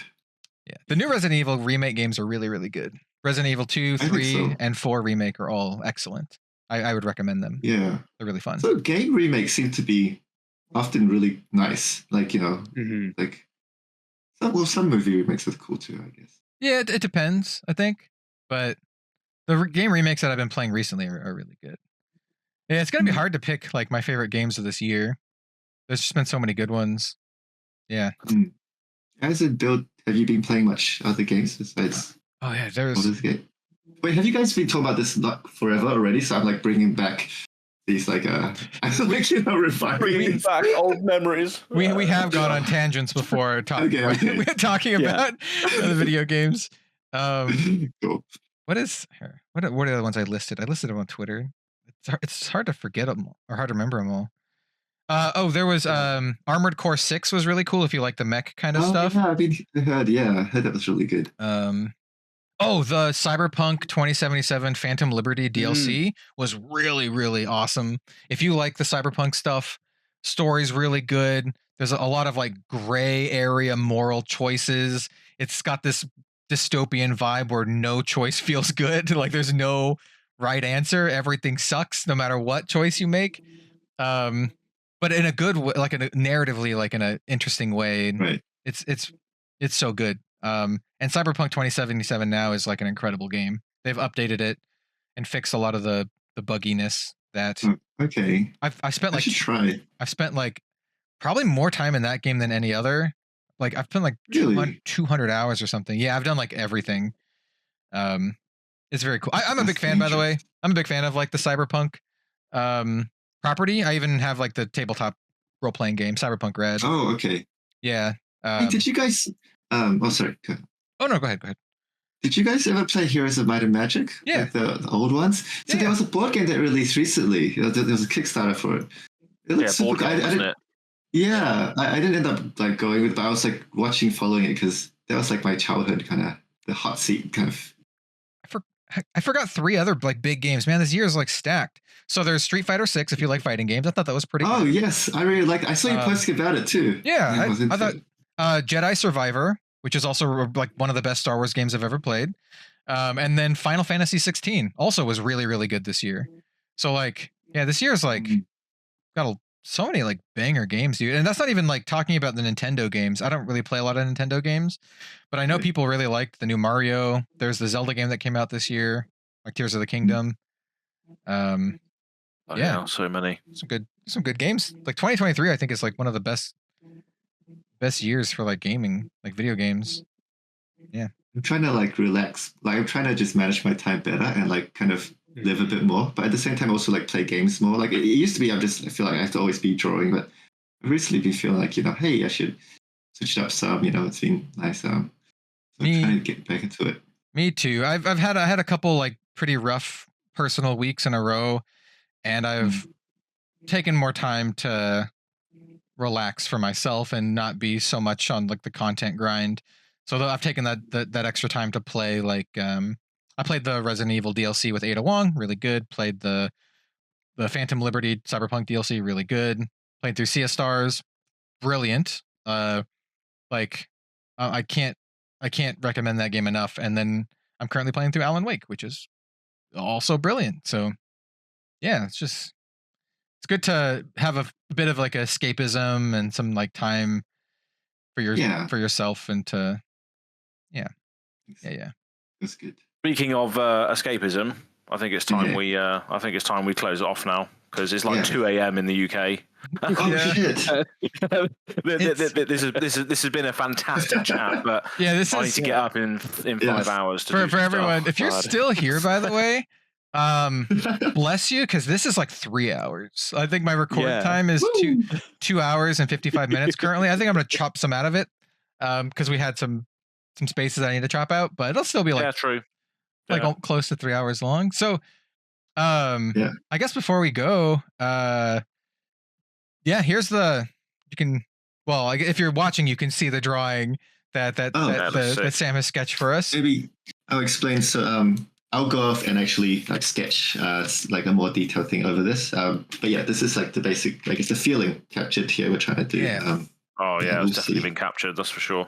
I think that looks amazing. And like I said, like we're gonna definitely be using these characters for like thumbnails for the next. I have an idea to make it like look cool. What I think I'm gonna do for the thumbnail is I'm gonna have all the characters lined up, and then I'm gonna try to get like cutouts of us, like the players, like behind the characters or something, so you can kind of see. So you can kind of see like on the thumbnail. Yeah, cool. I've seen some other like D&D thumbnail things kind of like that. So I think maybe do something like that, and then obviously I think I'll do like a little cutout of the characters' faces for the portraits when we're actually playing. So it'll just be like in the corner, so you can see the character. Oh, you know what I should do? Maybe is I'll leave it for now, and maybe Rachel can tell us if that is kind of the feel. Maybe she has something completely different in mind, and it's like this is breaking the. So then it's an easy fix, before I just go ahead with it. I honestly, we can do that, but I honestly think Rachel's gonna love it no matter what. To be honest, like she did say, if you drew her character with a stick figure and goggles, she would love it. So cool. I think Rachel would definitely love it. Sorry, I know I'm trying this on. As before you mentioned about like the lines on like you're drawing on the phone, and I said something about that. It was like if you draw really slowly, like you're gonna get these jitters. But so there's this feeling of like you draw by like kind of so on the tablet people flick, but you can like practice by like momentum. So if you practice doing something like this, that moment when you go down and around, there's like the easing gets you control. So you're changing speed, like it's almost like using momentum to draw, and that's how you can get like stuff in there. But that's the way to practice it for anyone who has that trouble where you're trying to like draw really slow stuff. Just do more lines instead. So just use your feel, like literally just use your feel instead of trying to just Yeah, and undoing and redoing. Yeah, exactly. Nice. Yeah, a bit in a little preachy moment at the end. No, it's all good. Which are immediately, shit, what am I doing? Okay. Living legend style. Cool. Thank you guys. Awesome. Thanks for I hope that wasn't too like I felt like you guys had to do lots of heavy lifting while I'm drawing. Like you had to no. I mean, the conversation we're just here to chat, and I love the casual Arsenal step bit. Well, I guess we're just rambling. It's the rambling part's really fun. The whole podcast is really just that is our vibe. That is our vibe anyway, isn't it? Yeah. You know what? Basically, we start recording, we talk about whatever topics we have, and then at some point, one of us is like, I think we're kind of in the weeds now. Yep. But I think that's what people like about our podcast too. Like, and we've had people say that too. Is like, we'll talk about the Flesh and Blood stuff. We'll talk about the news, but at the end of the day, it kind of feels like we're all just kind of having a good time and hanging out, which is kind of the vibe that it's really good that we go for here, like a really relaxed vibe. And on the Living Legends, we try to be a podcast that is at least entertaining for any fan of Flesh and Blood, and that's kind of the goal here. Is if you're a fan of the art, if you're a pro player, if you're someone new to the game, as long as you're a fan of Flesh and Blood, we want to be able to offer something for you, and that's kind of the vibe. And I know we're talking about it like, it becomes cash, but always that's that is what's the word? A statement to how well this is how good you guys do it. Because at the end, I'm feeling really relaxed and just really comfortable. It's really cool. Well, that's good. Yeah, Yeah. it feels really nice. Yeah. And thank you for coming on and chatting with us for like 3 hours. We really I appreciate. enjoy it. I didn't even know like the time's gone. Yeah, this will quickly. definitely be our longest episode, but I think that's really cool, and I think like once again, you know, I'm so glad we could finally have you on here to talk about art, talk about the creative side. I think that's a side that a lot of people don't even know about really, like because not really a lot of folks like talk about it or focus on it. You see a lot of stuff talk about like whatever the most competitive meta is, what their deck they're going to bring to Worlds, but not really talking about like the creative side of the game that we all love. So yeah, thank you, man. Thank you guys for championing that too. It's really nice. Oh, I do want to mention one thing, which is people message me on the different socials and like I don't reply them. I just want to say sorry to everyone I don't reply to, but also if there's something you're still after, maybe hit me up on Twitter, I guess DM me or something. I do see them, and the truth is like it'll be a lie if I say I just don't have time, because there's always time, but it's almost like I just try to balance my time, and so it becomes this, if I reply one, it's just, it's snowballs. So to your credit, I also get a lot of messages, and a lot of the times I'll read the message or see it when I'm doing something else, and then I'll be like, oh yeah, I'll think about whatever I'm gonna say. I'm like, I'll respond to that later, and then I'll forget. Like I'll completely forget, and then I was like, oh shit, I guess guess I'm not gonna like. Yeah, so it's easy. I'm saying spam me if you need to get to me. Sorry, go. Spam me. Just message me more. Just harass me. It's fine. If you're gonna spam, no, don't do that. You heard it here first. I was say, if you're gonna spam Sam, please be respectful. Be nice. I thought you were gonna say don't spam the wrong, because I'm just directing it all the way to the. Don't spam the other. The other Sam Yang. Don't spam the other Sam Yang. We have this Sam Yang's art. We have Sam Yang art. That's where you can find Sam. This Sam. We have this Twitter handle like right there, so you could go to that one, not the other one. So. But also support all the other Sam Yangs too, because I actually when I was like earlier when we were talking about it, I was really realizing I wasn't following the other Sam, and then I saw like those art pieces of that, like I don't know, like assassin samurai girl, and I was like, she looks awesome. And I liked him all, and I followed him. He's so good. Yeah. I was like, oh, go support the Sams. Yeah, Sam Army. Sams. Yes. Sam Army. Hey, okay. So before we go, I do want to give a little nod to everyone who has been here for 3 hours with us. So, Sam, could you come up with something that people should type in the comments if they're watching this 3 hours? And just can be anything, just so we know that people have been watching this for 3 hours. So if you've been listening or watching for 3 hours, comment down below something. Sam, what should they say? They should say, what did we talk about? We talked about alcohol, fruit and rum. I don't know. There we go. Maybe something catchier. Yeah. Type in, quote, alcohol, food, and rum. Yes. Yeah, alcohol, food, and rum. Brilliant. Yes. And I love how we just had this whole deep and meaningful conversation about art and what it means, and then the first thing Sam's like, food, alcohol, and rum. Type in the comments below. Hey, Brilliant. It's real though. It's real though. No, this was a fantastic chat though. Once again, I want to echo that. Like, this was really cool just to see a part, like a behind the scenes of a part that, like Kel said, people don't really pay as much attention to, but is equally as important for just the whole feel, the soul of the game. So yeah. Guys. Awesome. So yeah, absolutely. I think it's about time to probably wrap it up there. Yeah. So please, the sun is coming up over here. Oh, it's not that late. Gotta get Az to bed. So before we go, let's just kind of quickly go around and just say who we are all and where you can find us. I guess I'll just start. I'm Kel, Red Zone Rogue. You can find me everywhere at Red Zone Rogue, mostly Twitter, and then YouTube, obviously. I do have an Instagram and I do have a Facebook, but I rarely check those. So if you want to message me, Twitter or Facebook, or Twitter or YouTube. And then we'll toss it over. We'll save Sam for last. We'll go to Az next. Az, where can people find you? Yeah, so mainly on Go Again Gaming on YouTube, and then on Twitter is Go Again Gaming AZ.